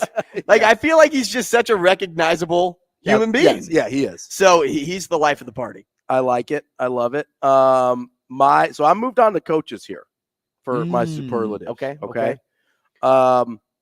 Say the superlative and I'll try to guess the coach. Okay, so we'll start easy for you. Okay, we'll start off with a little layup here. Okay, one little layup line. Most likely to be mistaken for a student. Oh, yeah. I'll go with my fellow young 20-year-old Garrett McGuire. Absolutely, because he is, I think, younger than some of the players still. I would think he's younger than Josh Fleeks. I think he actually is younger than some of the players. I think he was on the team with Josh Fleeks. Oh my gosh, at Baylor. Okay, 1 for 1. Okay. Most likely to be your friend on Facebook. I'm going to shy away from Matt Rule. I'm going to go Matt Rule. Ooh, so I went Ed Foley. Okay, that's a good one too. I went with Matt Rule because one of the awards I had set aside for him was most liked by parents. Fair. And so I feel like if Matt Rule got a follow request from let's just say the Bullock parents. Yep. Or, he definitely accepts the follow request. The Newsom parents, right? Yep. That would be something where he would accept. Yep. So I rested with that. Ed Foley's another good one though. Okay. So I went Ed Foley because Facebook mostly for the older generation now. He's the oldest guy on the staff. He also kind of feels like that uncle at Thanksgiving that's like, why didn't you accept my Facebook request? Yeah, okay. I'm with you. I'm with you. Okay, I can vibe. Next one here. Scariest teacher. I already did that one, right? I said Evan Cooper. Do you have somebody else? Terrence Knighton would be somebody that's pretty yeah. scary to me. Yeah, you don't want to mess He with him. seems like a really cool, down to earth dude when you're on his good side. Until he's mad. Yeah. He definitely does seem like one of those guys that's like it's all good until it's not. Because I think I could get by with Evan Cooper just because he's younger. I think he's younger than Knighton. I don't. Now I may take that back because I don't know for sure. Is he younger than Knighton? Evan Cooper? Yeah. I'll have to check. I think they're pretty regardless. close. It's daunting when you have to stand in front of Terrence Knighton. Yeah. It's not overly daunting to stand in front of Evan Cooper. His voice may carry him. Dude, he's got kind of those crazy eyes, though. He does. Evan Cooper's got a little crazy eye to him. I feel like if Terrence Knighton was like towering over me, that would scare me more. Like Evan Cooper's gonna look you straight in the eye because he's not a huge dude, but man, he's got a little bit of that super intense eye contact that I'm like, oh, man, we're good here. I'm backing down from this one. All right, most inspiring. Most inspiring. You know this one. Come on. Is this one Coach Rule? It is. You know why? Well, I almost went a different route there. Where was your other? I almost went to Tony White. Ooh. But Tony White's kind of like that, like quiet confidence guy. Like he is, but I feel like that he can turn it up. Well, I just actually feel like that's what's inspiring. Oh, yeah, okay. It's the fact that he doesn't have to say much to get his point across. Yeah. No, never. I mean, I'll be honest. I've been thinking about the "if we die, we die" for like 2 weeks. I can't get over it. If we die, we die. Yeah, like that just plays nonstop and on a loop in my head. It's just Matt Rule. Well, I think I've said this once before. It reminds me of Leonidas from 300. Yeah. It's like Leonidas or like Gladiator. This is where we hold them. Yeah. This is where we fight. Yeah. This is where they die. This is Sparta! Exactly. Coach Rule's got a little bit of Leonidas vibes, a little Maximus Decimus Meridius vibes, like my dude, a little William Wallace vibes out there. Are you not entertained? that he's got a little bit of they can never take our freedom. The Maximus Meridius line was good. I like that. Yeah, that was well done. Well put together. I'm a huge Gladiator. Well, nerd. I don't know if I would have ever been able to say his full name. Yeah, Maximus Decimus Meridius. He's commander of the armies of the North. Yes, he is. So that's what else did he say? The South and General of the Felix Legions. But he Legions, said husband to a murdered loyal wife, servant to the true Emperor Marcus Aurelius, father to a murdered son, husband to a murdered wife, father to a murdered son, and he will have his vengeance in this life for the next. Yep. I don't have the whole speech memorized or anything like that. It's not a big deal. Well, you know, I've got the tattoo, right? I've got the SPQR tattoo. No, you don't. Yeah, I've got the Gladiator tattoo on my. Stop. Yeah. I would say, Gladiator. Ravi, take off your shirt during the break, but that doesn't come across well in any We've situation. got some FCC issues here. We're not gonna do that. Coming up next, we've got our guy Dominic Casciato, head coach of your Union Omaha, as they head into the playoffs. Top of the table, won the league in the regular season. We'll talk to him coming up next here on Hurrdat Sports Radio.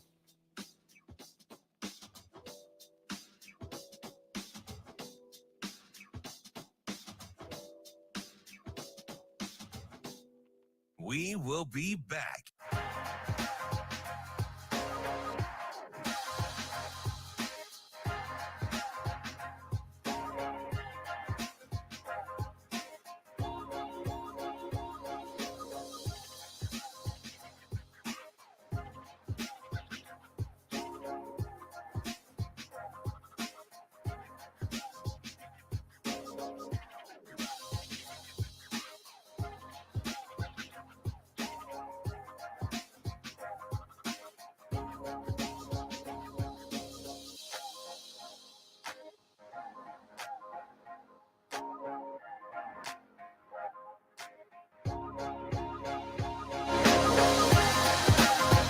We will be back.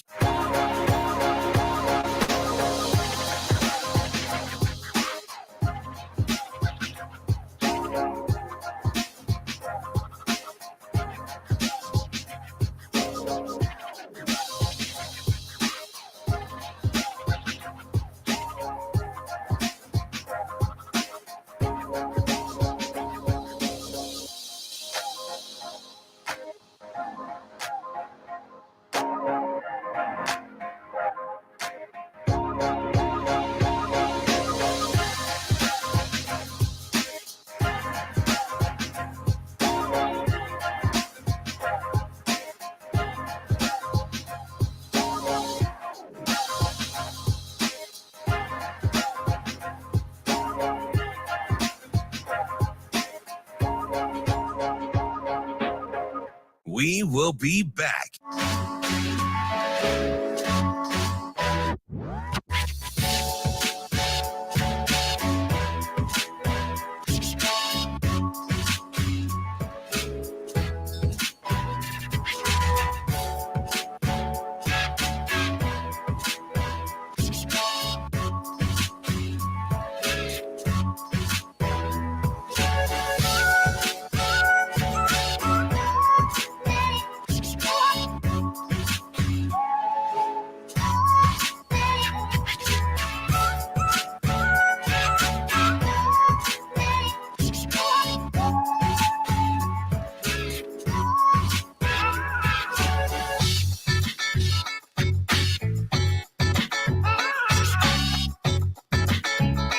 We will be back.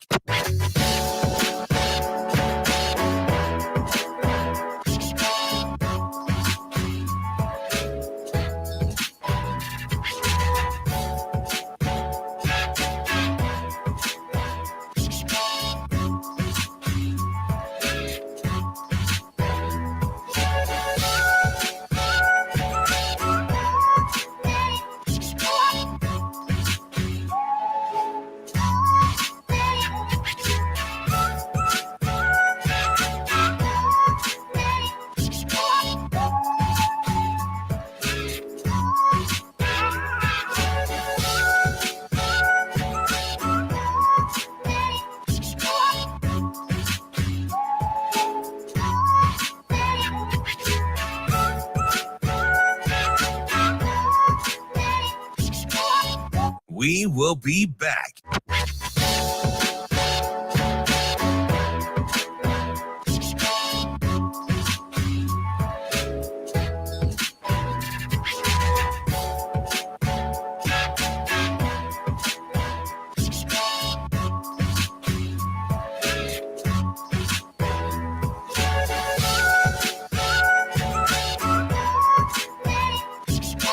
We will be back.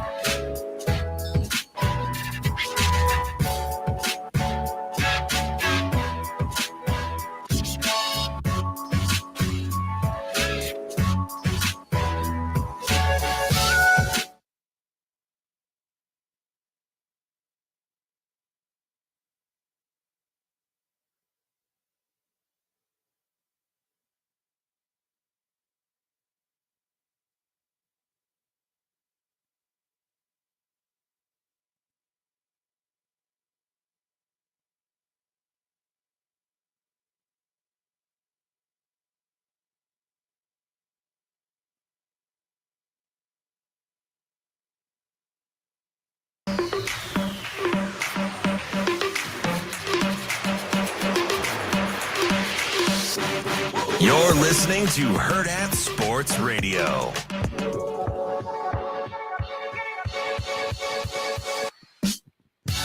We're halfway through the show here on Hurrdat Sports Radio. I'm Ravi Lulla. Andrew Rogers here with me as well. We are on AM 590, ESPN Omaha, ESPN Tri-Cities, Twitter, YouTube, wherever you find your podcast, you can find us as well. We're brought to you by our friends at Warhorse Sportsbook. They are the best place in Nebraska to place your sports bets.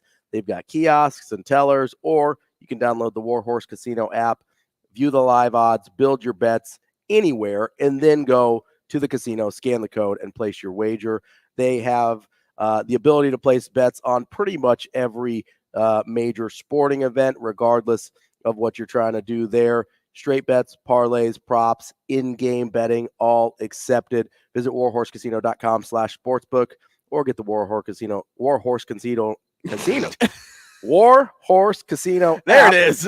For details and the full list of house rules. Warhorse Casino, no bets, no glory. I felt like I was trying to say Red River Rivalry over again. Right? Man, that one is a tricky one. I usually don't have trouble with our friends at Warhorse, but hey, you know, one of those days. It gets the best of you sometimes. You know, sometimes the tongue twisters just start getting caught up with you, and I think it's horse and then sports. Mhm. Horse sports Right. gets kind of, gets a little tricky in there. Hey, before we get to coach here real Yeah. fast, I'm looking at my pick'ems because I got to submit my pick'ems Mhm. today.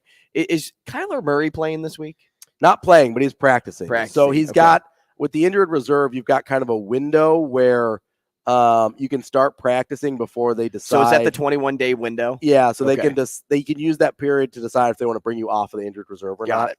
And he's in that right now, but he's not quite ready to play yet. Perfecto. One of our bosses texted in during the superlatives segment and said, when I was doing Most Likely to Be Your Friend on Facebook, good old CG goes, Ed Foley would never miss your birthday on Facebook. He's one of those guys writing on the wall. That is funny. Probably also sending you a Facebook message. That guy is making sure you know that he That wished is you. funny. He would have wished Darcy a happy birthday. He absolutely would have, but he would have been for sure what day it was. I'm only mostly sure what day it is. Joining us now is the head coach of Union Omaha, Dominic Casciato. Coach, how are you this morning? I'm doing well, guys. Thanks for having me. How are you guys? We very, very good. are doing great. Not as great as Union Omaha as you guys, man, you wrapped up the season in incredible fashion. Was it, correct me if I'm wrong here, 14-game unbeaten streak, and 13 of those were straight up wins, right? Yeah, that's correct. Yeah. That is an incredible run. It shot you all the way to the top of the table, if I get the vernacular right here for the sport. Just as you're kind of going through that, that's got to be, if not the longest, one of the longest winning streaks of your career at any level, right? Like, that's an incredible amount of time to not drop a game. Yeah, we won 10 consecutive games in that period, which was a record for USL League One, the league that we play in. I think the previous record stood at 6, and the league is super competitive. Everybody is well coached. There's a lot of parity between the teams. So to win 10 on a row is an impressive feat, and super proud of the guys for doing it. Coach, first round bye and the 1 seed, as already stated. Obviously, the energy surrounding the guys has to be strong, but how do you get the overall message across to not underestimate any opponent at any stage, despite the ranking at this point? Yeah, it's a good question. I think for us, all season we've just focused on getting better and better, right? And obviously you reference, the last 14 games where we haven't been beaten. I think that's a culmination of the work we've been doing, right? Just from day one of pre-season, we've been speaking about just every day we're together, whether it's practice, whether it's the game, our focus is just on improving and getting better. And over the course of the season, obviously the results picked up and we ended up in first place, which is great. And we want to take that mentality now into the playoffs, right? Rather than focusing on, okay, these guys finished 6th or 5th or whatever it may be, because we don't know who we're going to play yet. Our focus is, over these next few days of training and going into next week when we're building into that specific opponent, our focus is going to be us improving and then also being aware of what the opponent can do and how they can hurt us, because every opponent can hurt you. Mm-hmm. So we've got to make sure we're prepared going into each game and making sure our mentality is at its highest level. Coach, I'm curious, obviously you end the regular season the way you do, and now you've got a little bit of a break before you actually start your playoff run. Is that, I guess, how do you view that? Because you could view it as, hey, maybe you lose a little bit of momentum, but also you could kind of see it as a reset of, all right, what we did in the regular season was great, but it doesn't necessarily matter in the postseason. Does having a little bit of time between your final regular season game and your first postseason game give you a little bit of time to reset that mentality and say, hey, what we accomplished was great, but that has no bearing on what we have to do next? Yeah, exactly. I think you hit the nail on the head there. I think for us, winning the league over 32 games, it's a great achievement. 32 games of, preparing and building into games is a lot of work. It's a lot of work for the players. It's a lot of work for the staff. And then when you get these moments where you can celebrate and enjoy your achievements, I think you've really got to take advantage of it. So we gave the guys a few days off earlier this week. We're back in training now. And I think those days off help everybody to, one, enjoy what we've achieved, which is something special. But then 2, it's also an opportunity for guys to have a mental reset, for guys to get a break if they need it. And then for us to reset our messaging to the group, which is, okay, we did the first job, right, by winning the league. Now the second job is to go and win the playoffs. And I think a little break allows there to be some separation between celebrating and then working again, if that makes sense. Coach, do you like I guess, American soccer leagues are set up a little bit differently than they are in Europe, and, where specifically like with the Premier League, you win the league and like, that's it. There's no playoff. There's other tournaments and stuff, obviously, but do you kind of like that, hey, you've won the league and now you still have a little bit more to play for with a league playoff? Or I guess was that a little bit of an adjustment for you? Yeah, I've been in the States a long time, so I'm kind of used to it now, and I think I'm more American than I am. But no, look, I've been around the playoff system for such a long time, and it's second nature to me now. And I think it's great that we've got something to play for. I think it's great that we've got a first round bye, and I think it's great that our playoff game and hopefully the final will be here at Werner Park. So no, I've fully embraced the American culture to the playoffs in the league, and looking forward to the first game for sure. Coach, you bring up Werner Park. I'm not totally roped into everything surrounding the Union Omaha program, but I do remember back in January a story coming out about a new soccer stadium. Has there been any progress to that proposal? And if not, how far do you think a championship, again, could go in attaining a new home?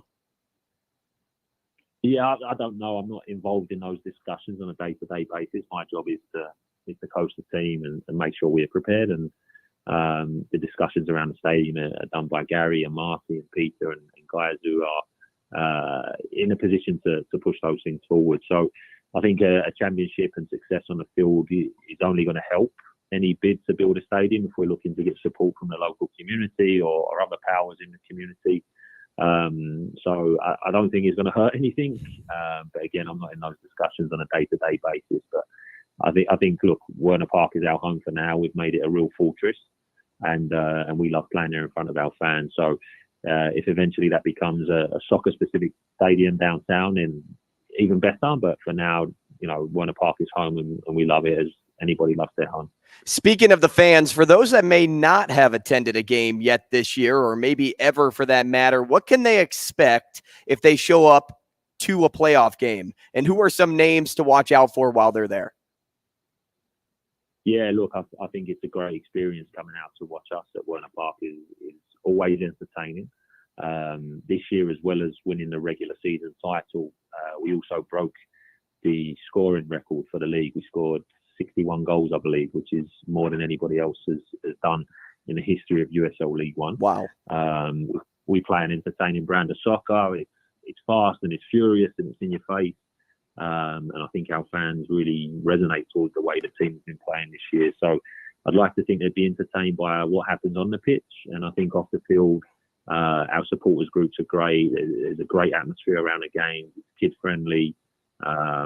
If you want to get involved with our supporters groups, they're always up for having new members and introducing people to what Union Omaha is all about. So I'd highly encourage it to anybody that hasn't been out yet. Coach, I was out at the last regular season game earlier this month, and I got to say, I'm really hoping I can get out to watch it in the playoffs as well. Best of luck to you in the playoffs, and hopefully you guys are ready to go come October 28th. Thanks, Coach. Brilliant, guys. Thanks for having me. See you later. That is Dominic Casciato, head coach of your top-of-the-table Union Omaha, number one seed in the USL League One playoffs. They will play their first match in the playoffs October 28th at 4:30 p.m. Opponent to be determined, because top of the league, you get a bye in that. Mm-hmm. Coming up next, we are going to talk to our friend Brian Edwards, Vegas Insider, make you some money. We will be back.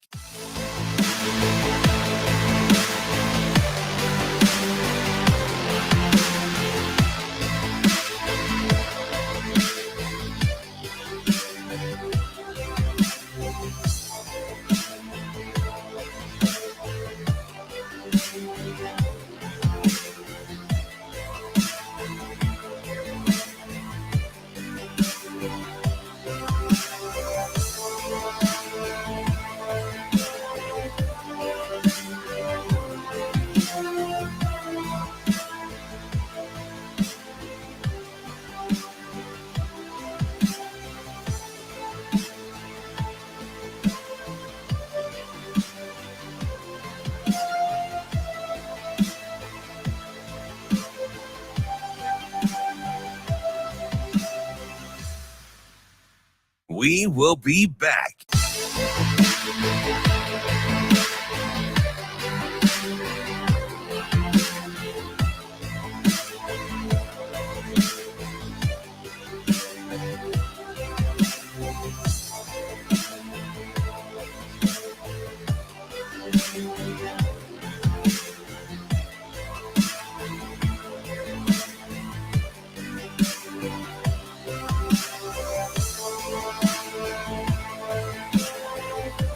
I don't like it.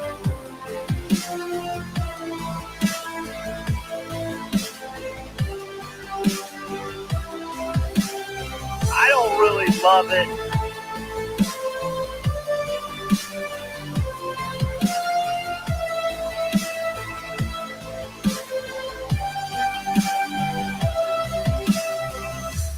We will be back. Shame on me.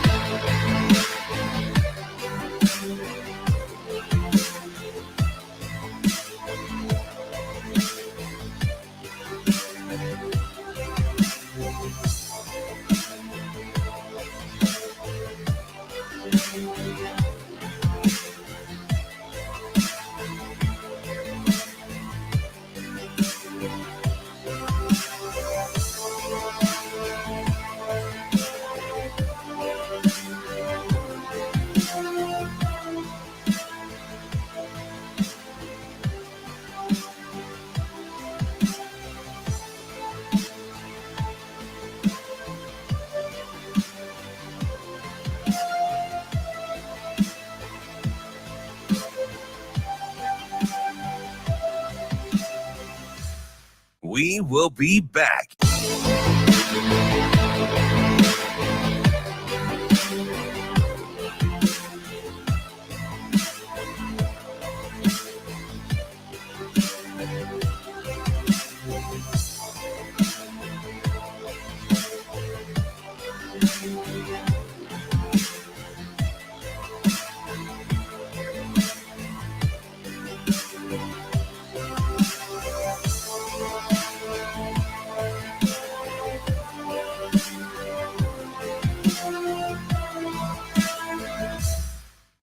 Were they using the cream cheese to butter the bagel?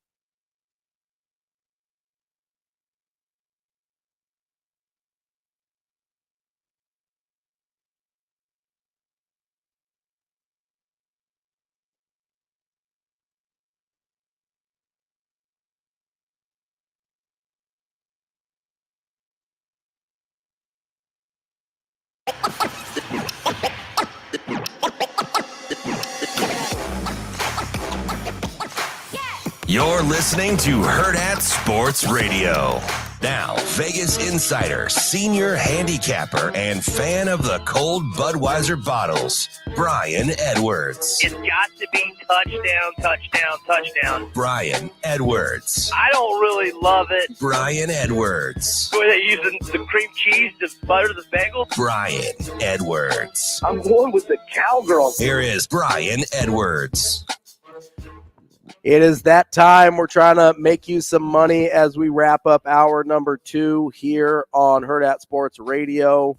I'm Ravi Lulla, Andrew Rogers here, and joining us now is our friend Brian Edwards, Vegas insider, our go-to investment expert is what I like to call him. B, how you doing this morning? I'm doing good, gentlemen. What's happening? B, great to see you. Great to hear from you. Before we get into your plays, I have one ask. Just one thing I'd like to ask you because I'm in a Pick'ems league, okay? And we have 3 college football games taking the spot of NFL games this week. And one of the games is Penn State, Ohio State. Ohio State banged up right now. I'm not really sure. I haven't seen any real reports that, hey, they're going to have all of their guys back yet. And Penn State looking pretty good. Do I risk it in my Pick'ems league to put Penn State pretty high up there in the points? This is straight up, not against the spread. Right.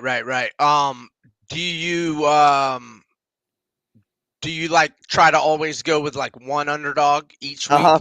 Yeah, 1 or 2 underdogs. And I like to go with college because I'm the only one in this Pick'ems league that actually knows a lot about college football. Okay, I got you. I'm not against it. I'll tell you they're 13-0 against the spread, but covering 4.5 doesn't sound like that'll help you if they don't win outright. Correct. Okay. Okay.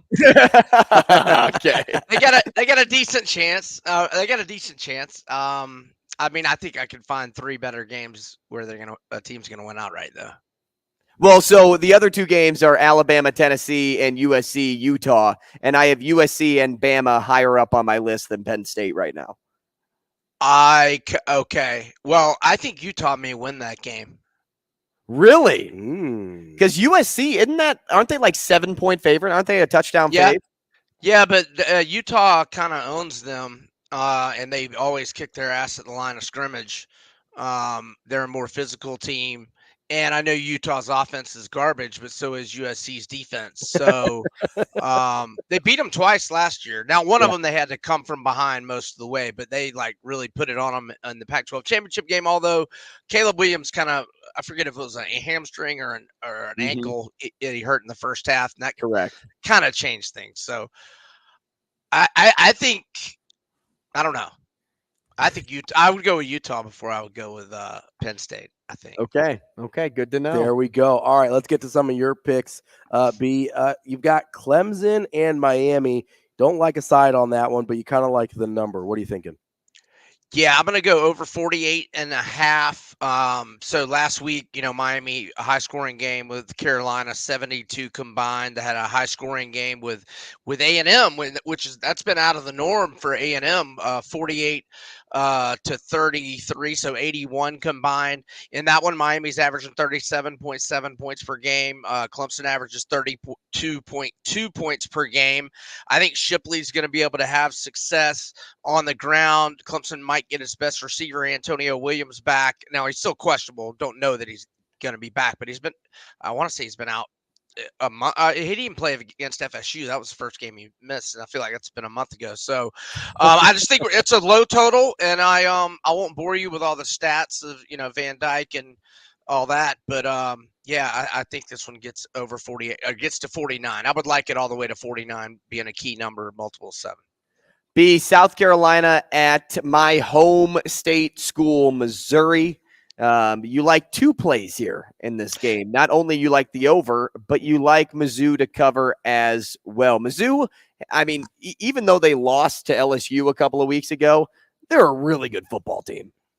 Yeah, they are. And I like the over more than I like Missouri. So for money management purposes, the over is my main play. I made this total 64. The over 6-1 overall for Missouri, and the over's on a 7-2 run for South Carolina dating back to last year. 4-1 in its last 5, and those 4 overs in their last 5 had combined scores of 80, 61, 67, and 68. Rattler and Cook are 2 of the best quarterbacks in the country. Xavier Legette and Luther Burden might be the 2 best wide receivers in the SEC. And Missouri's defense has been a disappointment. They're only 74th nationally in pass defense, and South Carolina is dead last, 133 out of 133 FBS teams in pass defense. So I think Cook and Rattler should have big games. I like it over, and I also like Missouri. It is 7, so I wouldn't go more than 7. Just not sure where South Carolina's psyche is right now after that heartbreaker last week. And Missouri has won 4 in a row in this rivalry, and 3 of those wins by at least 7. So give me Mizzou, but more on the and let me also mention that the Gamecocks have left Columbia 3 times this year, lost by 10 by 14 against North Carolina and Charlotte, lost by 10 at Georgia, lost by 21 at Tennessee. So they've lost by double digits all 3 non-home games. Be another SEC game that I wanted to ask you about. Army at LSU. You like that the over 58 there. Is LSU getting that number by themselves?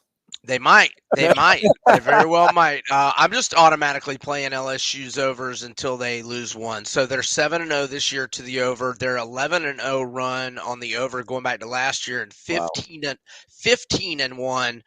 in their last 16, and the lone under was at Arkansas when it was like 15 degrees with a lot of wind, and KJ Jefferson was out. So LSU's combined scores this year: 69, 82, 65, 104, 88, and 60. The only other one was 55, but that was a 41-14 win at Mississippi State when they were up 20. They were up 4 touchdowns late in the or 3.5 minutes left in the third, and they just hit the brakes offensively, or else that may have gotten over. So, and we know LSU's poor on defense. Now, Army, not an offensive juggernaut, but LSU's defense just isn't very good. And I think they'll get, 14-21, and LSU will get us most of this total regardless. The Iowa 3-point favorites against Minnesota. I'm guessing the total for this game is 16 points. But is there a chance Iowa scores more than the 3? And maybe you like a little juice by adding a half point or 2 on that. So the total is actually 31.5. I'm pretty sure that's the lowest we've seen all year. And Iowa's had a lot of low mid 30s totals. Still so now under. Right. Iowa, now it is 3.5, but I want, to buy the half point to 3. Okay. So you want to come down. Yeah. So as long as you can do that minus 130 or cheaper, if your numbers, you can't do it for, if they're charging you like minus 150, don't do that. And if it's 4, maybe pass or just make it a really small play. But look, Iowa, they are 2-0 against the spread as a single-digit favorite this year. We know they're good on defense. They probably have the best punter in the nation. Their last 6, when they've been an underdog, pick 'em, or single-digit favorite, 6-0, both straight up and against the spread. And Minnesota's just bad this year, guys. I mean, they're 0-2, both straight up and against the spread as underdogs this year. Lost by 42 to Michigan, lost by 18 to Carolina. They lost the Big Ten's leading rusher in Darius Taylor about a month ago. They're hoping he's going to be back this week, but PJ Fleck's not giving away any information on that. They're also missing their best linebacker. Maybe he's back, but I kind of doubt it this week. And as much as I know it stinks, it's probably going to go 11-1 to get the Big Ten championship game.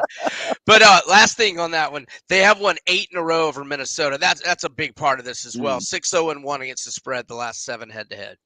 All right, B, let's move over to the NFL real quick. You've got Bucks and Falcons on your list this week. Bucks playing surprisingly well this year with Baker Mayfield. What do you like on that one? Yeah, so I'm going to go with Tampa Bay minus 2.5. I would like it at 3 as well. So the Falcons have left home twice this year. They lost by 14 in both instances. They've got the worst coach in the league, and Arthur Smith. They out-yarded Washington 402 to 193, had a 25-13 advantage in first downs, and Arthur Smith just blew the game, being an absolute moron that he is.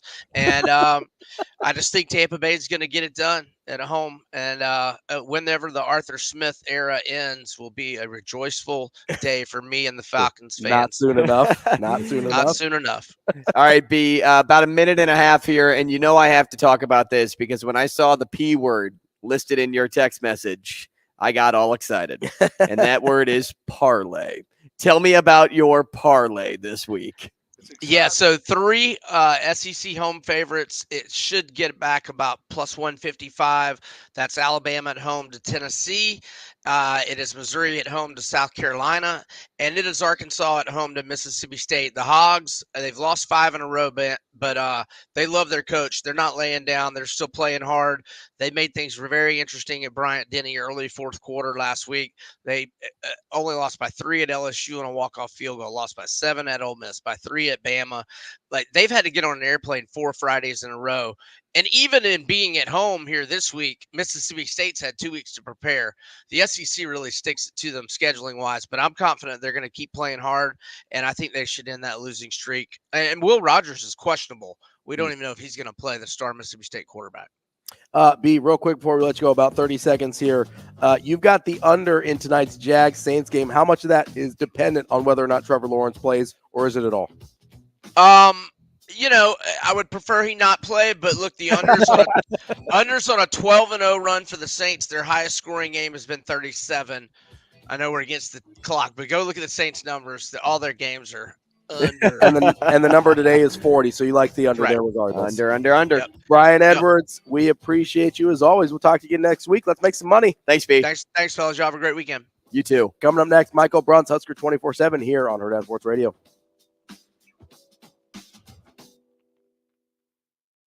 We will be back.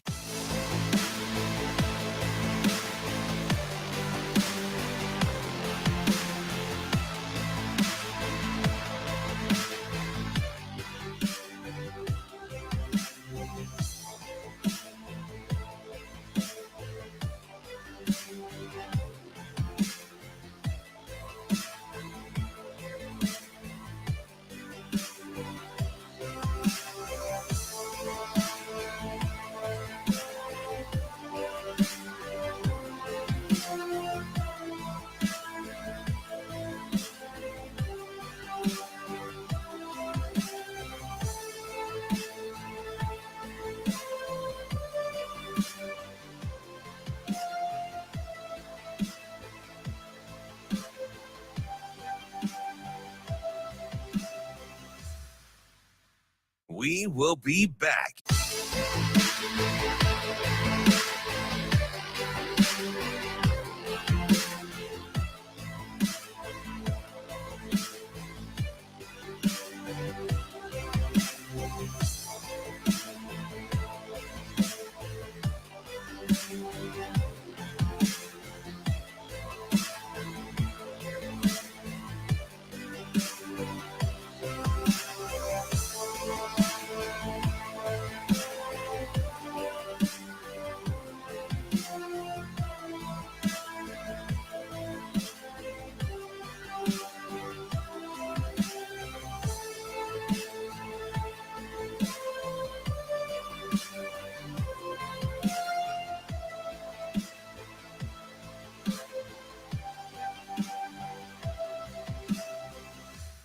We will be back.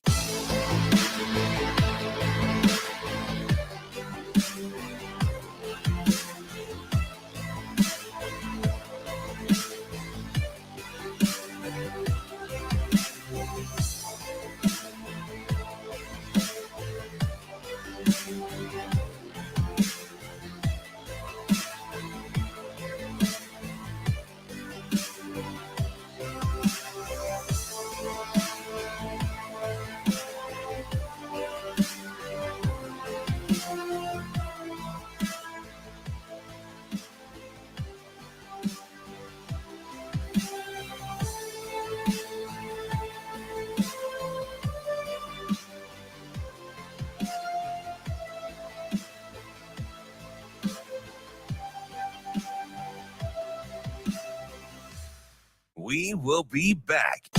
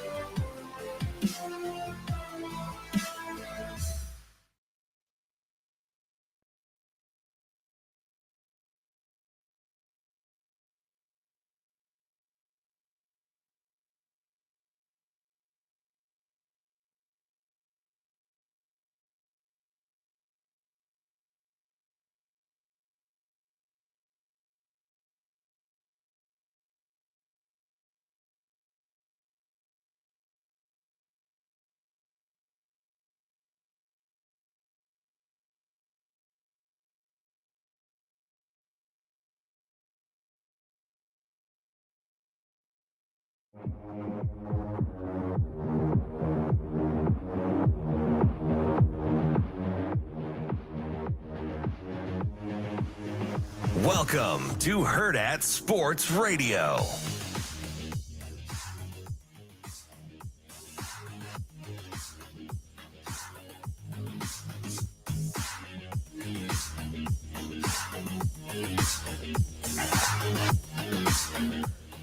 Welcome back. Hour number 3 here on Hurrdat Sports Radio. I'm Ravi Lulla. Andrew Rogers here with me.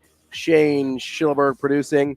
We are live on AM 590 ESPN Omaha, ESPN Tri-Cities, and it's 9 o'clock. You know what that means? We're on KFOR in Lincoln as well. Yes, it is. Shout out to all of our fine affiliates that are helping us out here. Also, shout out to the Teammates program. They help out. They were obviously founded by Dr. Tom and Nancy Osborne. The Teammates Mentoring Program's mission is to positively impact the world by inspiring students to reach their full potential through mentoring. 1 in 3 young people grow up without a mentor, and that relationship can be so important. Mentors and mentees meet in school during the day for about 30 minutes once a week. They can play games, work on crafts, just talk.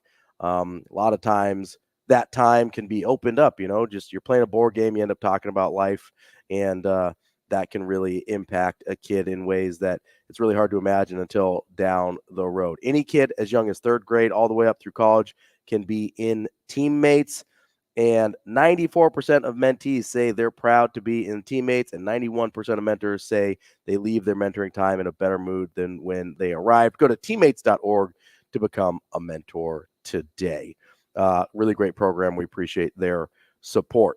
Wanted to talk about, we're efforting Michael Bruntz right now of Husker 24/7 to try and talk a little bit of Nebraska football here. But before we get to that, I kind of wanted to talk about, you and B had a little bit of disagreement on how you see that USC-Utah game. Yeah, I just don't know, man. I mean, no Cam Rising, right? Yeah, that's been a huge problem for them. And right now, even their backup is not projected to play. They're expecting to play like a 3rd or 4th string quarterback in Bryson Barnes. Yeah. And would I rather see him and the Wildcat look that they've been using with their safety? I'm not even going to try to pronounce his name, but they're using him a lot. Would I rather have those two versus the projected number 1 pick in the draft? I'm going to lean the number 1 pick in the draft, even if USC's defense is bad. USC's defense is bad, and man, they got beat up. Bad defense, bad offense. See, this is what I've been saying all year or all week, right? Right. Is you have to be competent on offense to take advantage of a bad defense. I don't know if Utah qualifies for that, but God, their defensive lines are so good. And USC is in such a great spot for bounce back. They are in such a good spot to do it. They're at home. I just don't see it happening. I know Utah has the streak going, right? They're 4-0 in their last meetings, but it just doesn't seem like Caleb Williams is going to let the Utes get the better of him this weekend. Yeah, for me, that's a total stay away. You know who I'm not staying away from, though, is our guy Michael Bruntz of Husker 24/7. Bruntz, how you doing? Not bad. What's up? Oh, Bruntz, we're just talking about other college football games outside of the 12-point favorite Nebraska Cornhuskers. That's all we're doing. Do you get to enjoy any college football outside of Nebraska, Bruntz, or no? Do I? Yeah. Yeah, man. No, do you have time? Do you have time to do it, I guess? He's like, you're crazy. Yeah. No, that's why I'm all in on the Mountain West and the Pac-12 stuff. Anything after 9 p.m. That's your sweet spot? Did you guys stay up last night and watch New Mexico State and UTEP? I did. Can't say I did. No, I've been fighting a little bit of a cold, so I was in bed by about 9:30, if I'm being honest. New Mexico State didn't look too bad in that one. I turned it off. They might have blown it. So being a big Pac-12 guy then, before we get to the Huskers, are you on USC or are you on Utah this weekend? I'm staying away from that one. See, that's what I said. But if you had to choose a winner, like an outright winner, what would it be? I would probably go USC. I think as bad as USC's defense is, I don't know that they've got. I don't know if Utah's got the offense to take advantage of it. So I would probably lean the USC in that one. It's in LA, right? Correct. Yep, it's at USC. I'd probably lean that way a little bit. I mean, Utah is a fun team to watch. They just batter people, but it just the offense has been a little bit. It's been tough to watch, and I say that as somebody that covers a team that has a tough to watch offense. So, but yeah, I'd probably go USC in the bounce back on that one, even though that USC defense is very, very, very, very bad. The fact that that Utah will never get to play in the Big Ten West is a crime. We were talking about this yesterday, I think. Can you make an argument that the Pac-12 is the best conference in the country this year? So you got Washington, you've got Oregon, you've got Oregon State, who's a lot better than I think people. Yeah, they're 12th in the country right now. Mm-hmm. I would put them against, even I kind of wonder if they're not even better than some of the other Pac-12 teams that are thought better. I think they're better than USC. Yeah, no, it's funny. Colorado needed to get that game against Stanford, or else they're not going to be bowl eligible. Because Oregon State's got to go to Boulder, which whatever. But Oregon State's good, anyways. Who else do you got? Utah's hanging around there. Utah's still 14th in the country. That's correct. That's still a really good team, despite how bad that offense is. We mentioned USC at 18. Washington State not ranked, but pretty good. And then UCLA is kind of right on that. Well, and are we sleeping on Arizona? Better than people think, I think. I don't know that I've missed a game worse than that one. I did not see that coming at all. But, I think it's the one thing that the Pac-12 has this year, and then I'm sure everybody tuned in to listen to me talk about the Pac-12. Yep.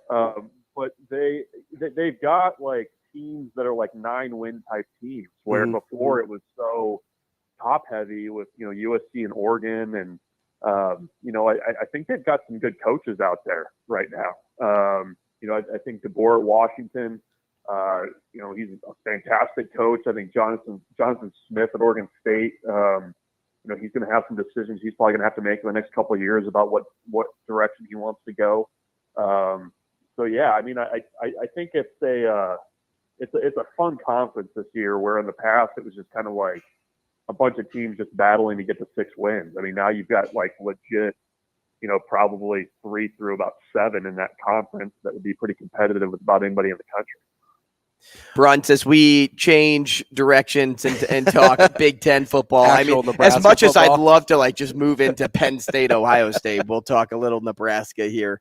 How important, because we talked about this a little bit yesterday too, how important is it for Nebraska to be the one that goes 4-3 this weekend, not only for seasonal expectation purposes, but also for the vibe in and surrounding the team the rest of the way?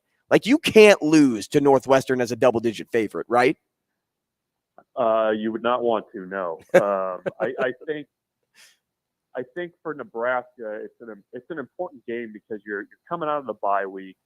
You had all that momentum going into the bye week from the Illinois win, and I think the feeling that you want is that you were starting to turn things around already when you beat Illinois.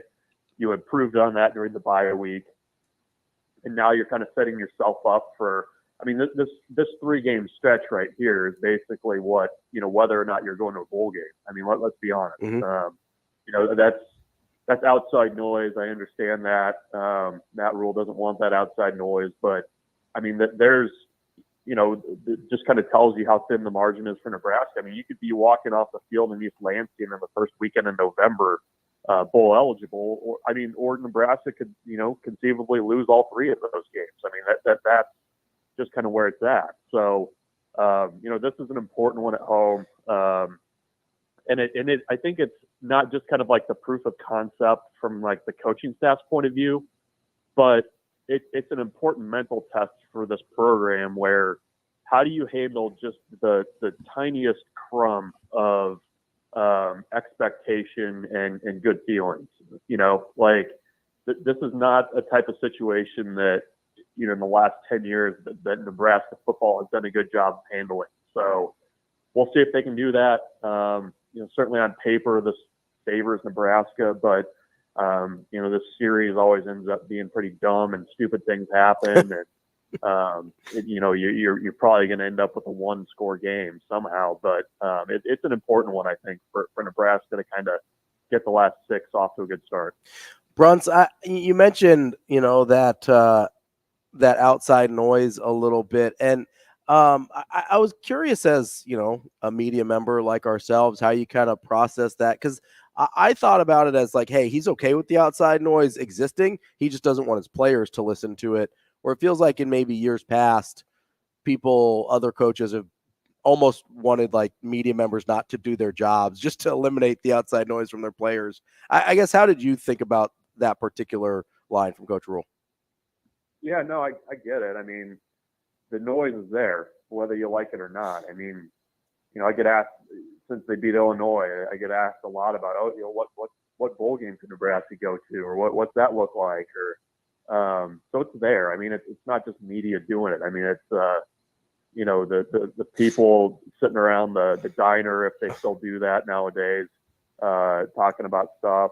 I part of it, I think, stems from the fact that Nebraska fans just want badly for things to go the right direction. And like when you kind of start getting the car rolling down the hill a little bit, you want to hop in and you want to hit the gas and go. And I just think that's kind of where they're at of the program. And Matt Rule knows like that's going to be out there. But his, basically since the day he arrived, I mean, they've been focused on the next day, the 1% better line that they say all the time. I mean, that's what he wants to build his program on, which is, kind of runs counter to, people wanting to know if Nebraska is going to be playing in Detroit or Las Vegas, or if there's a chance they could end up in Nashville. So that's just kind of where things are at. And it's a matter of the players and the coaches to keep their heads down and keep working. Because, I mean, this is not a finished product by any means. And certainly still not a program where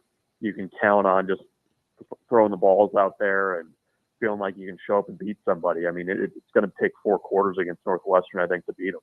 Bruntz, the other thing you mentioned was Nebraska's kind of historic inability to handle success well. And a lot of those guys are still on the team that have experienced those things. How much do you think it helps that Coach Rule just even acknowledges and is aware of that in terms of how far that goes to correcting the issue? Yeah, I mean, it's in the walls. I mean, there's no denying that. Just like the types of plays that, cause you to lose football games seem to sometimes be in the walls. I mean, the turnover stuff and things like that.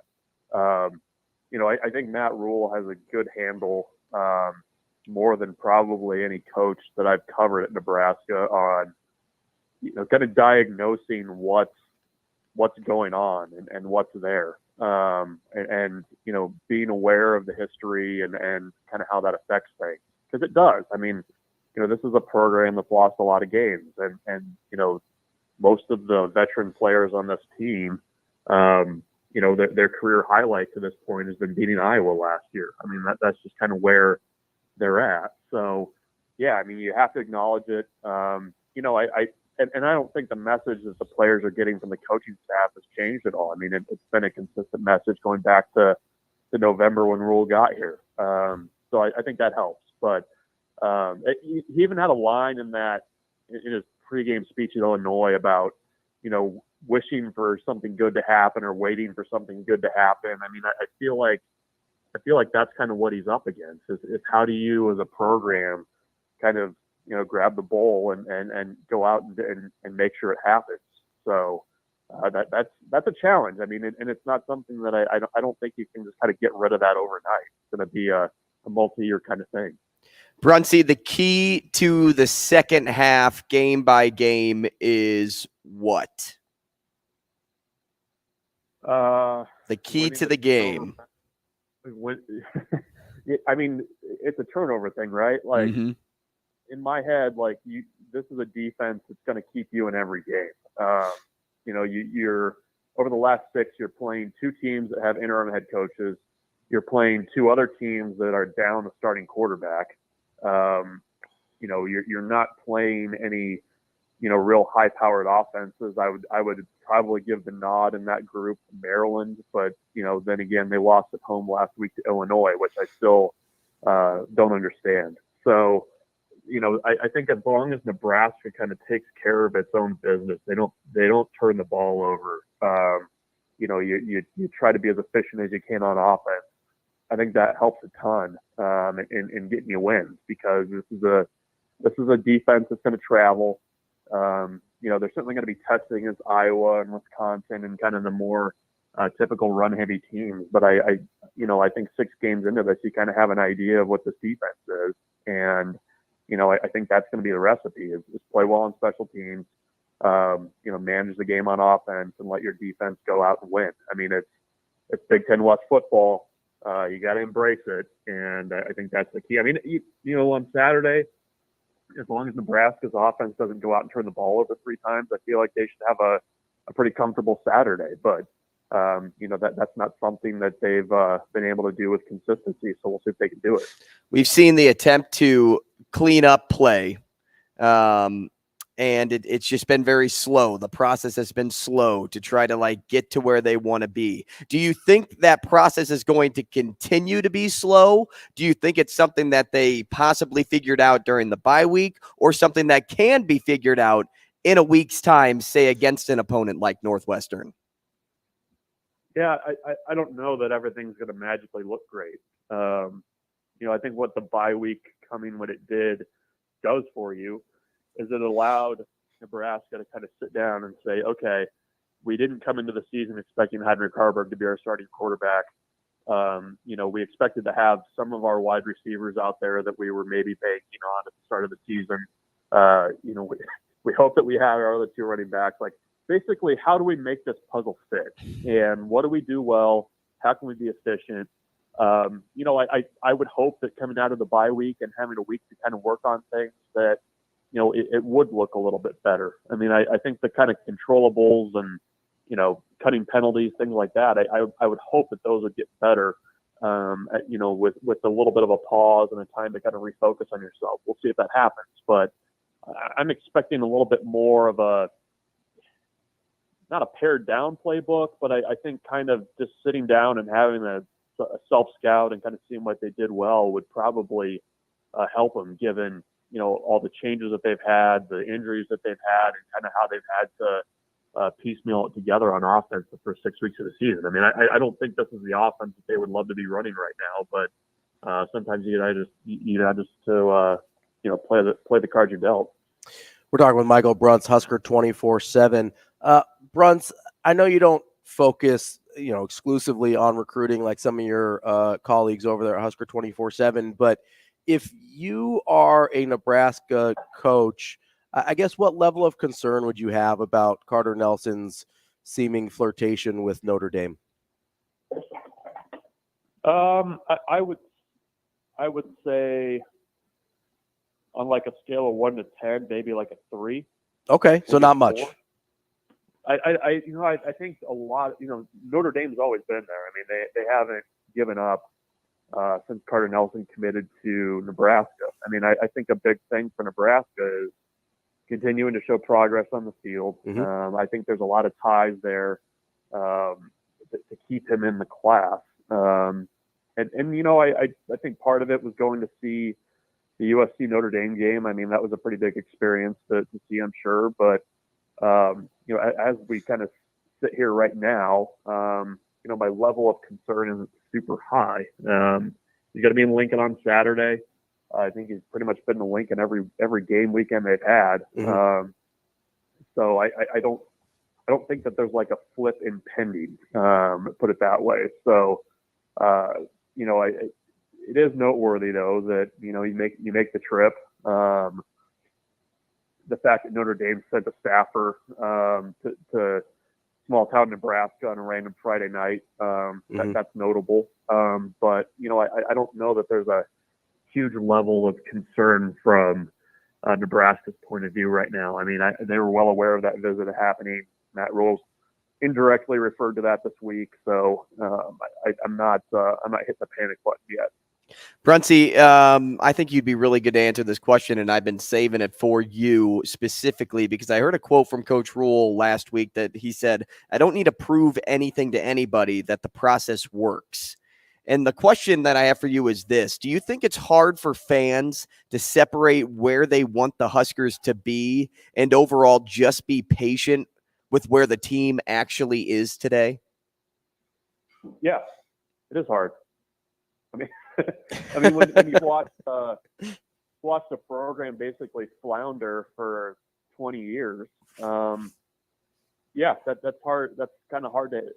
It's hard to be told to be patient, you know. And I understand from Matt Rule's perspective, it's like I haven't even been here a year. Like that's not my fault. You know, I'm working to build this thing. You know, Nebraska fans have been, you know, going to road games and, you know, coming. You watch Nebraska fans coming home from road games the last 10 years or so. It's sad to see. Like people just kind of, you know, thumbing on their phones in the airport, just looking down. I mean, that's kind of what it's been. So I can see both sides of it, where from the coaching staff's perspective, they're like, you know, this is going to take time. It's a big rebuild. And then, you know, from the fans' point of view, it's like, look, we've been here the whole time. It sucks. We want to win games. We want to be happy when we leave Memorial Stadium and travel on the road. And, you know, I think it's tough too when you see programs that historically, you know, are seen as being below Nebraska having success. I mean, like Kansas having success, you know, Colorado, you know, their little flash in the pan to start the season when they were kind of having to rebuild everything too. It's hard to be patient. I get that, but I mean, I can kind of see it both ways. That, you know, Matt Rule believes in how he's going to do things, how he's going to rebuild things. He's done it twice at other stops. And Nebraska fan, you know, sitting there having not gone to a bowl game since 2016 is wanting to see some return on this stuff. Bruntz, I'm curious. You know, I'm very fascinated by you being a Heisman voter, so I like to ask you Heisman questions. I know that Michael Penix, and I know you can't talk about specifics, but I know Michael Penix is the dramatic Vegas favorite right now.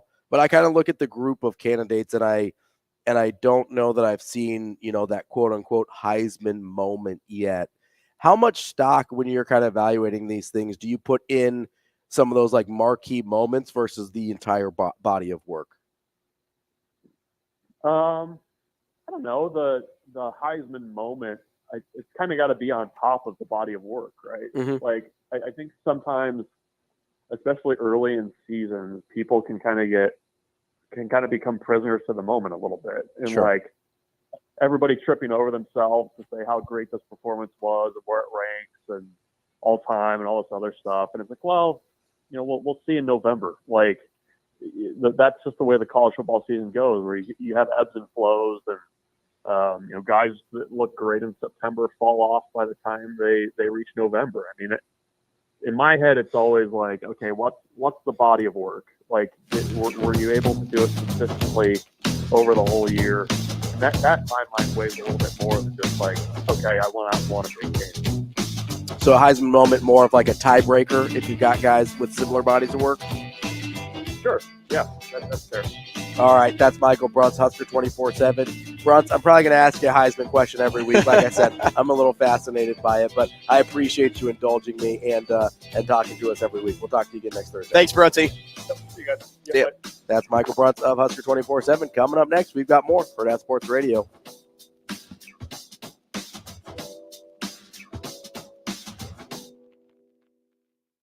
We will be back.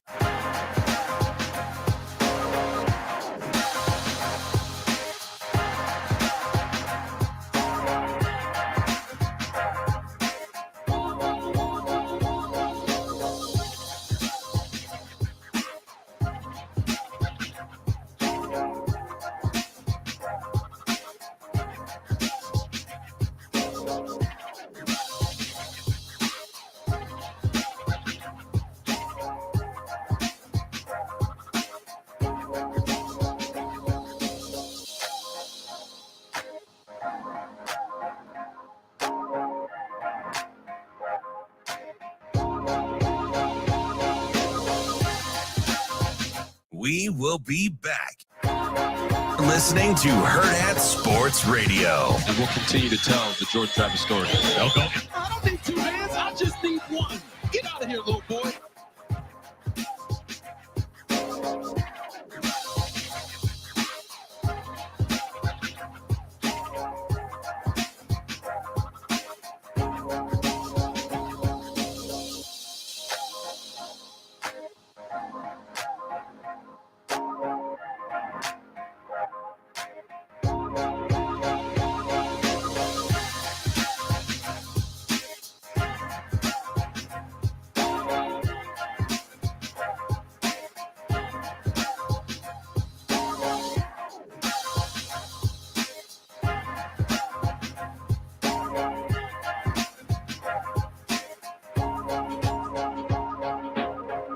We will be back.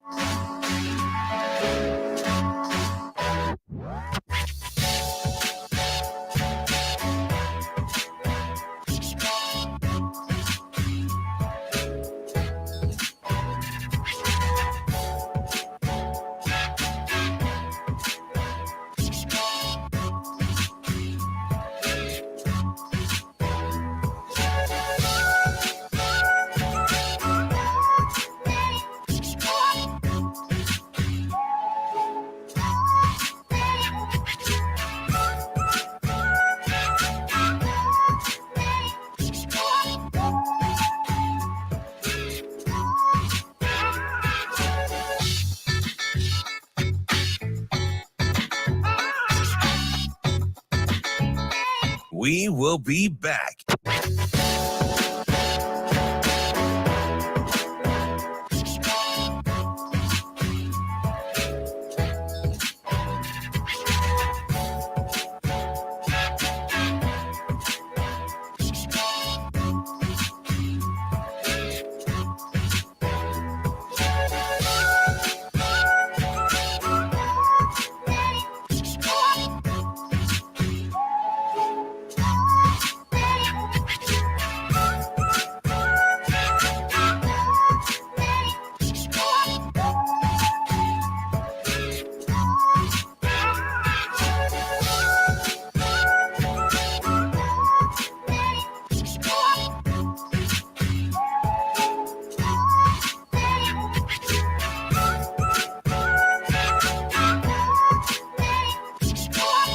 We will be back.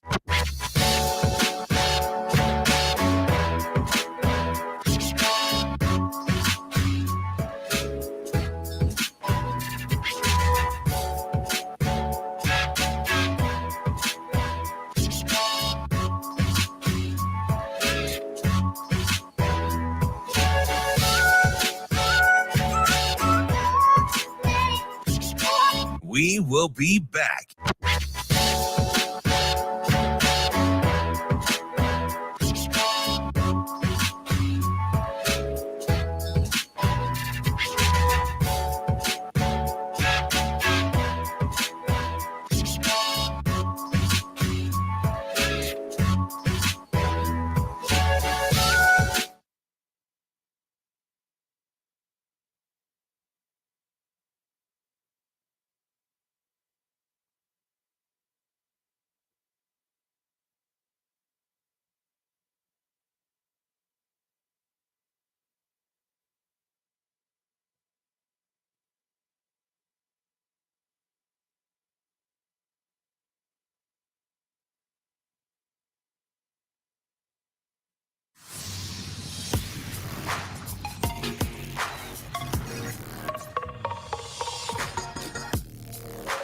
You're listening to Hurrdat Sports Radio.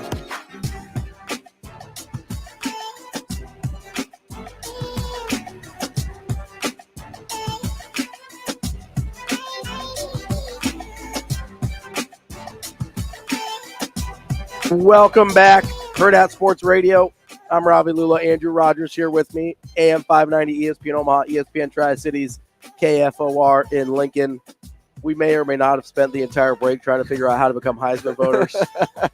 Yeah, I'll read it off so people that are interested. I mean, college football fans out there are probably like, wow, that would be such like a cool thing. And I was thinking the same thing. So I thought, how do you become this? Let's make this happen. There's a big process/procedure by which the balloting process is conducted. Mm-hmm. So specifically, 6 people are chosen as sectional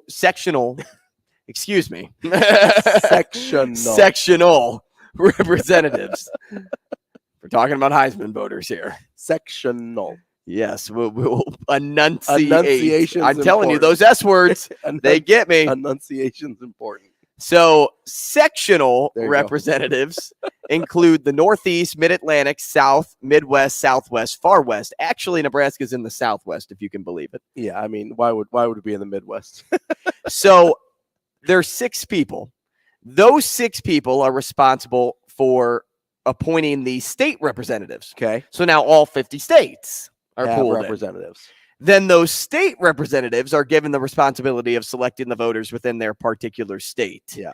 The amount of votes that a particular state is allotted depends on the size of the state and the amount of media outlets within the state. So larger states such as California and Texas will have more votes than Vermont and Delaware. Sure. But Nebraska has probably more than their population would indicate because there's so many media outlets covering Husker football. Correct. So Bruntz is a Heisman voter. I don't know another one. Yeah, there's personally. There's a couple people we talk to. Severe's one. There's a couple people we talk to weekly though that are Heisman voters because it's in their profile. It might be BC. There's a couple of them that are Heisman voters, but I kind of want to be a Heisman voter. I kind of want to figure out how to. That would be cool. Happen. So if there was like something to be in a sport, being a Heisman voter would be close to the top of the list. Yeah, I would enjoy voting for the Heisman Trophy winner. I don't really know of like. I don't know what I can compare it to. Yeah. Because I'm thinking Major League Baseball, but technically the fans vote in like all-stars. Yeah. I mean, like MVP voting would be cool. Yeah. But Heisman would still overtake that. Now, I will say, because there are so many Heisman voters, because there are a lot of them, it is probably more exclusive to be an MVP voter for a league, whether it's NBA, NFL, whatever.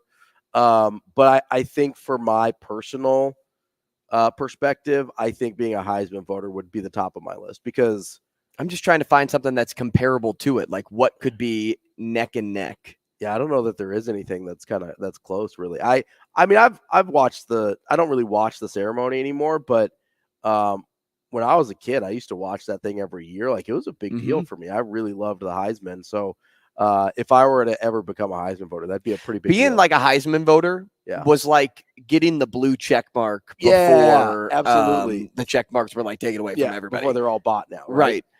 By getting that check mark, it was like, whoa. You're like, I made it. I made it, right? Same thing as like if you were a Heisman voter. Yeah. I think that's a very comparable example. The validation. Does the Heisman House commercials kind of bring it down a little bit? And the reason why I say that is because you get to see all the past ones in the commercials all the time, to where in the past, before those Heisman commercials, you would see all of those guys at the ceremony, out in New York. I mean, does it bring it down a little bit that it's, that's not just like that alone, that they're banking it on, throughout the season? No, not really. For you? I don't. I mean, I don't care about those commercials one way or the other. Like I don't know. They're kind of funny. The Tebow ones are funny. Yeah, I don't.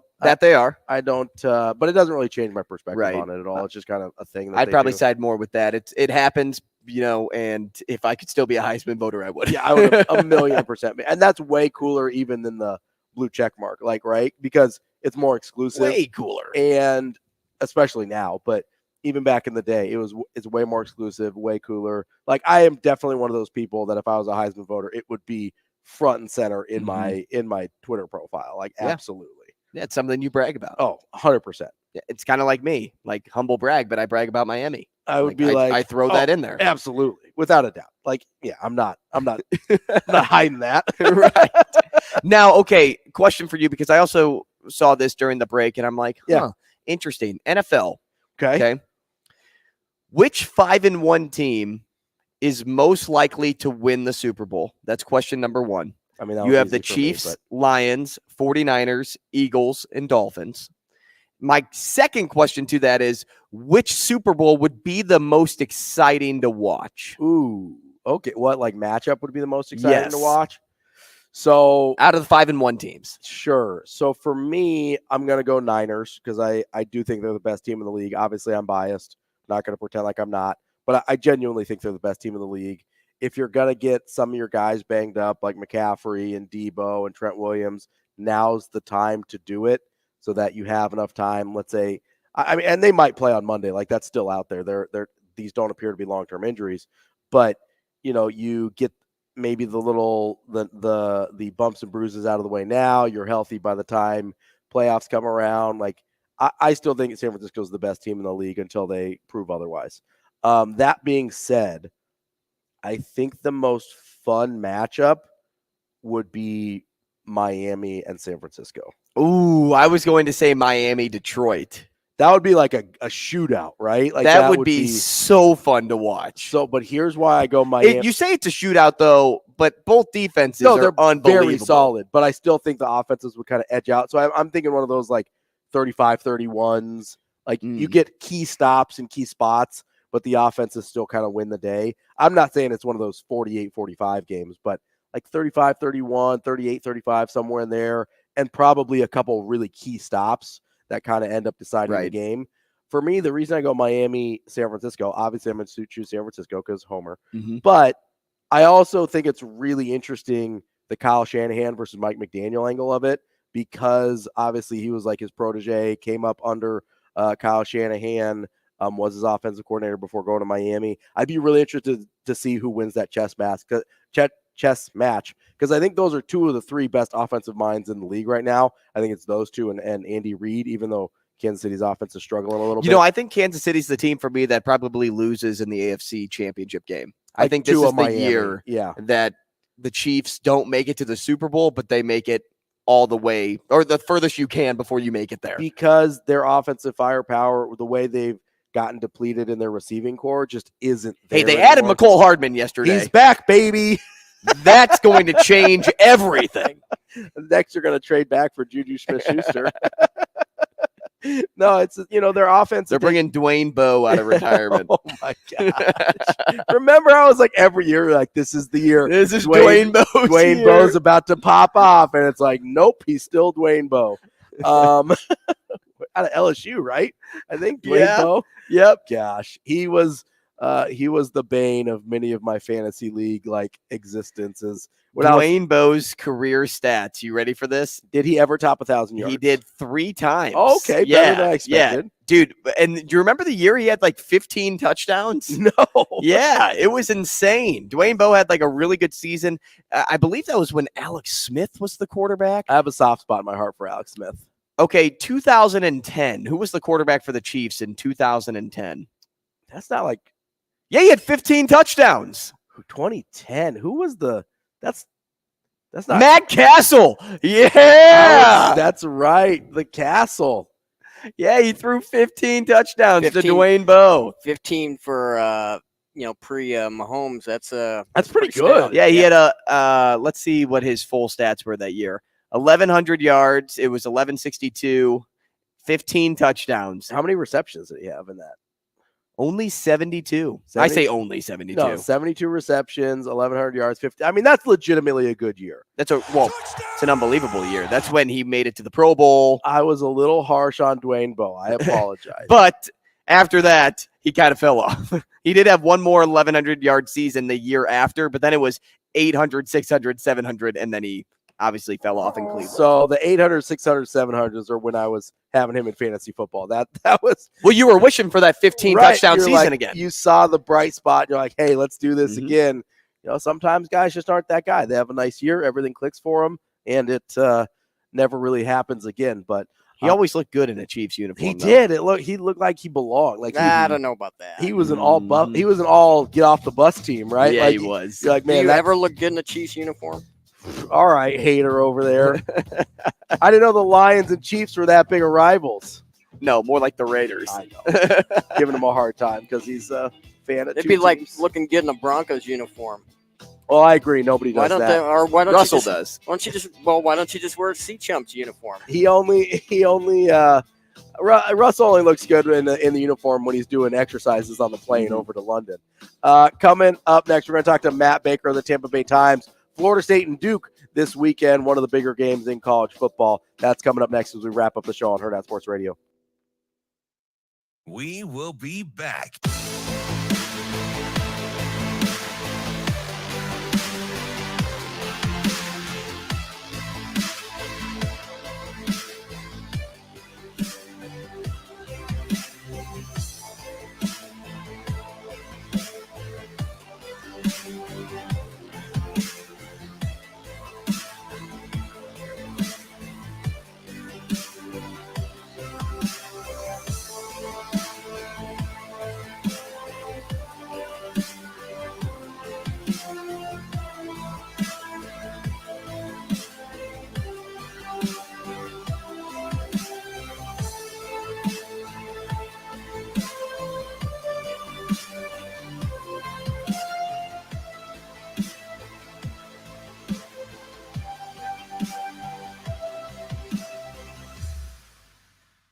We will be back.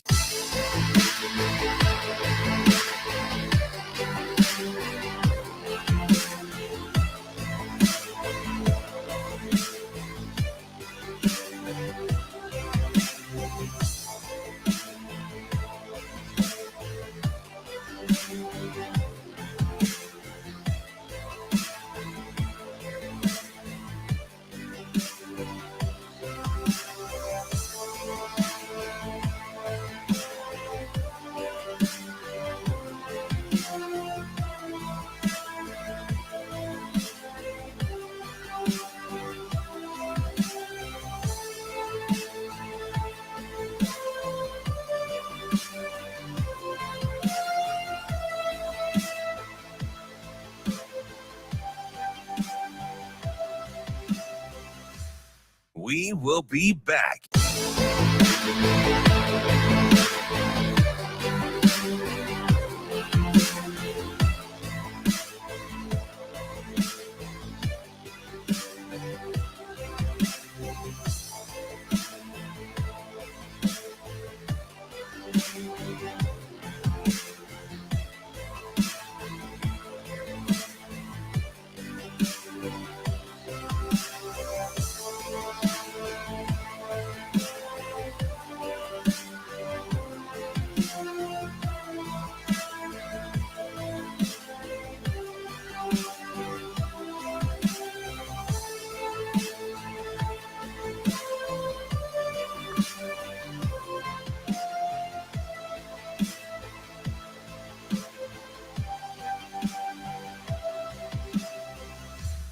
We will be back.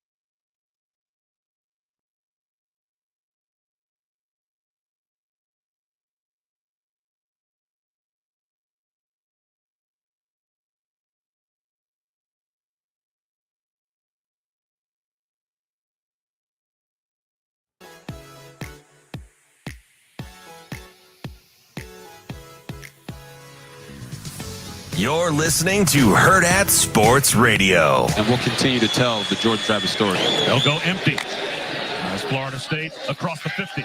Again, a five-man rush. Seam shot. Coleman. One-handed grab. Keon Coleman climbs the ladder. A gain of 27. It doesn't get prettier than that. Oh, my Lord. Keon Coleman's going to say, I don't need two hands. I just need one. Get out of here, little boy. Woo, what a highlight catch that was.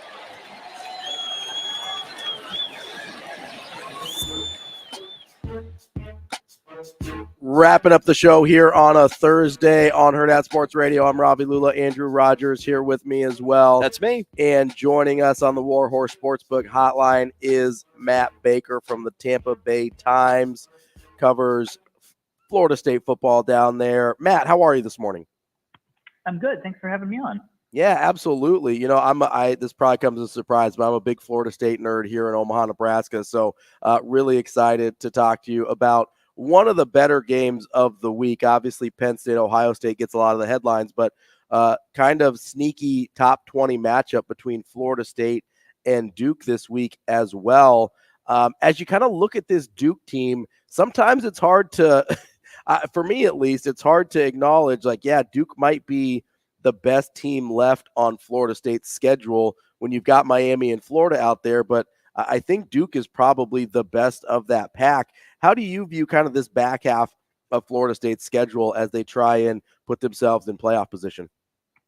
Yeah, it's certainly not crazy to say that Duke is the toughest game left on the schedule, but I think in a lot of ways they are. I mean, we'll kind of fast forward to Miami and Florida for just a second. Obviously Miami's got a ton of talent. Tyler Van Dyke, when he's on, he is very on, and he's got some weapons there with Colby and Restrepo.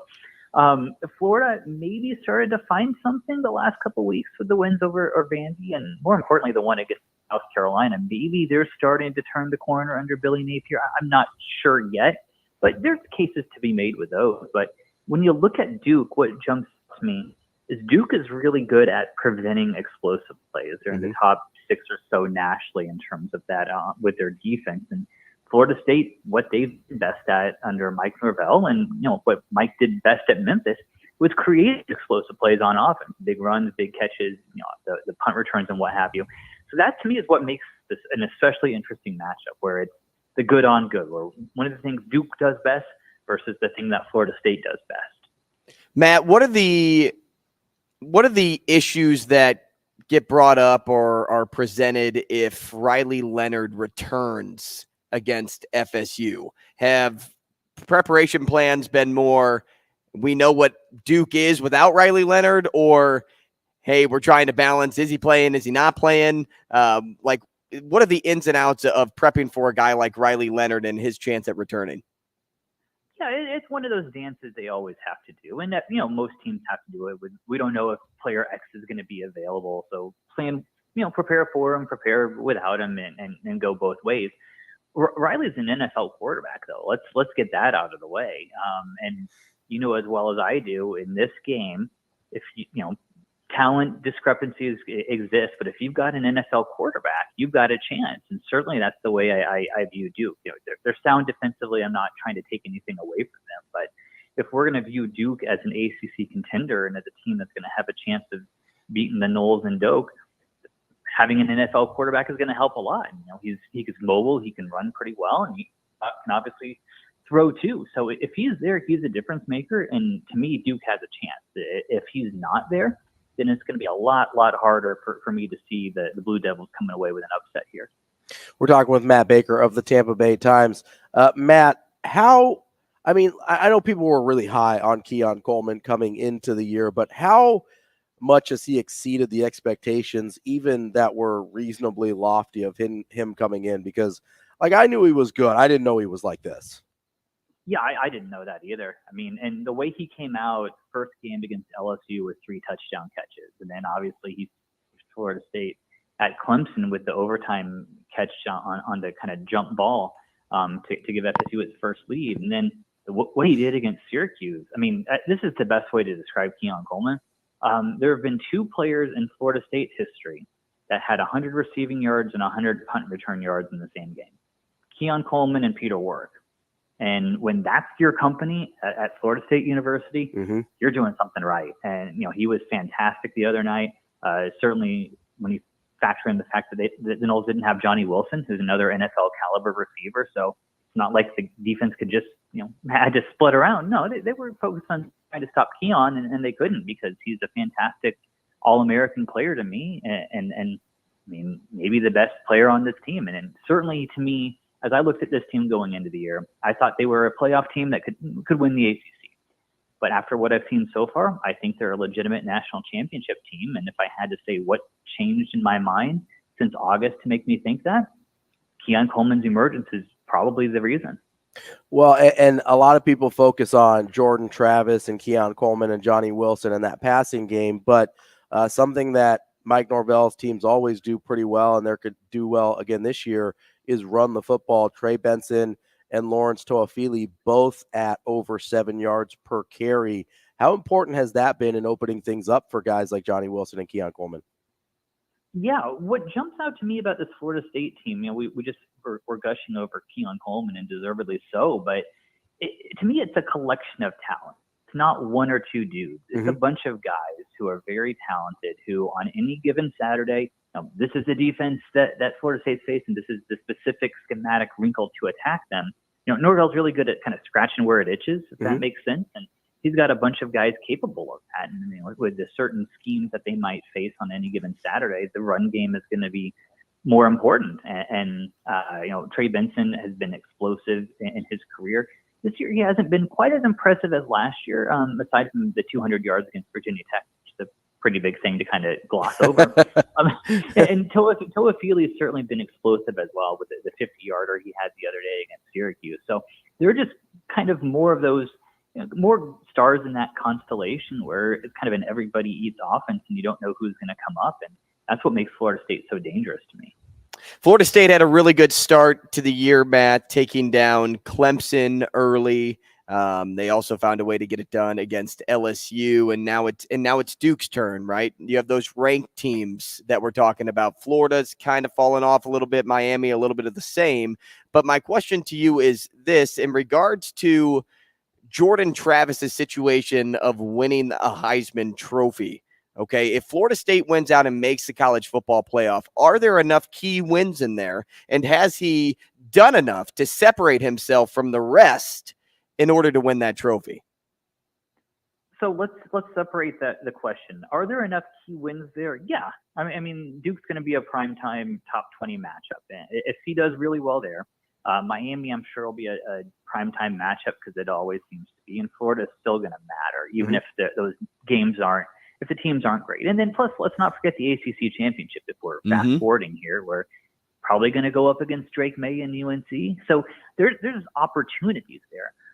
The other question in terms of has he done enough, that to me is the better question. And I don't know yet. Honestly, if I had to do a top three, I don't know that he would be on it. I mean, Michael Penix is one, and I don't even know who 2 and 3 are.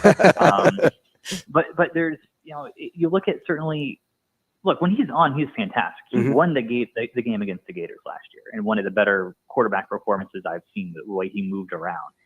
He hasn't quite been the same this year, maybe a little bit banged up. His completion percentage is better through the midpoint than it was last year, but still not great. You look at this team, I think I'm inclined to say Keon Coleman's been the best player, not Travis. So that type of thing can hurt him too. But, we still got half the season left, and I think there's going to be opportunities. And if he plays the way he did against Florida, if he does that against Duke and Miami and the Gators and then UNC, Louisville, whoever it is, he'll be in the conversation. Matt, I'm curious, you talked about Florida State as a legitimate national title contender, obviously college football playoff contender. If they don't reach those goals, what do you think it is that went wrong? Would it have been maybe a little inconsistency from Jordan Travis that ends up biting him? Or where do you see areas where they could possibly trip up? Yeah, the biggest weakness is completion percentage. If you look at the top teams in the country, though, Georgia and Washington and those guys, most of them are pretty high with their quarterback completion percentage. Even Ohio State and I think Penn State are lower on that list, but they're at least a full completion percentage, or at least a full percentage point better than what Jordan Travis has been. So, and it's not all on Travis; it's the line and the drop passes, and it's not all on him. But if you're looking at the stat, that's the one that jumps out that could be an Achilles heel. If there's a play to be made, can Travis make the throw and the receivers make the catch to make it happen? And we saw, when they struggled against Clemson, they had one-on-one coverage and they couldn't get it done. And so if I'm a Florida State fan, that's the stat that concerns me. I think the defense is good enough. I think there's enough playmakers.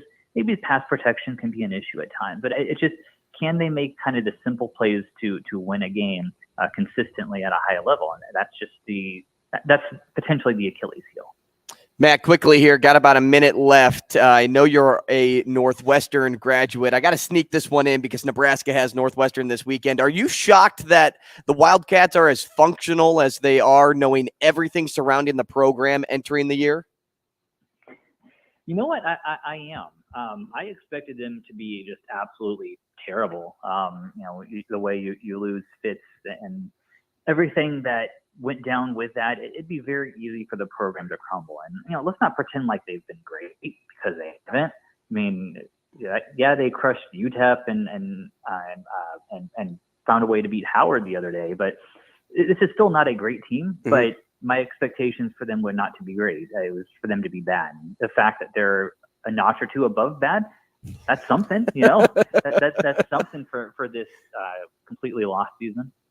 Matt, we appreciate the time, and maybe we'll talk to you down the road as Florida State continues their season. We definitely appreciate your insight. Thanks, Matt. You got it. Thanks, guys.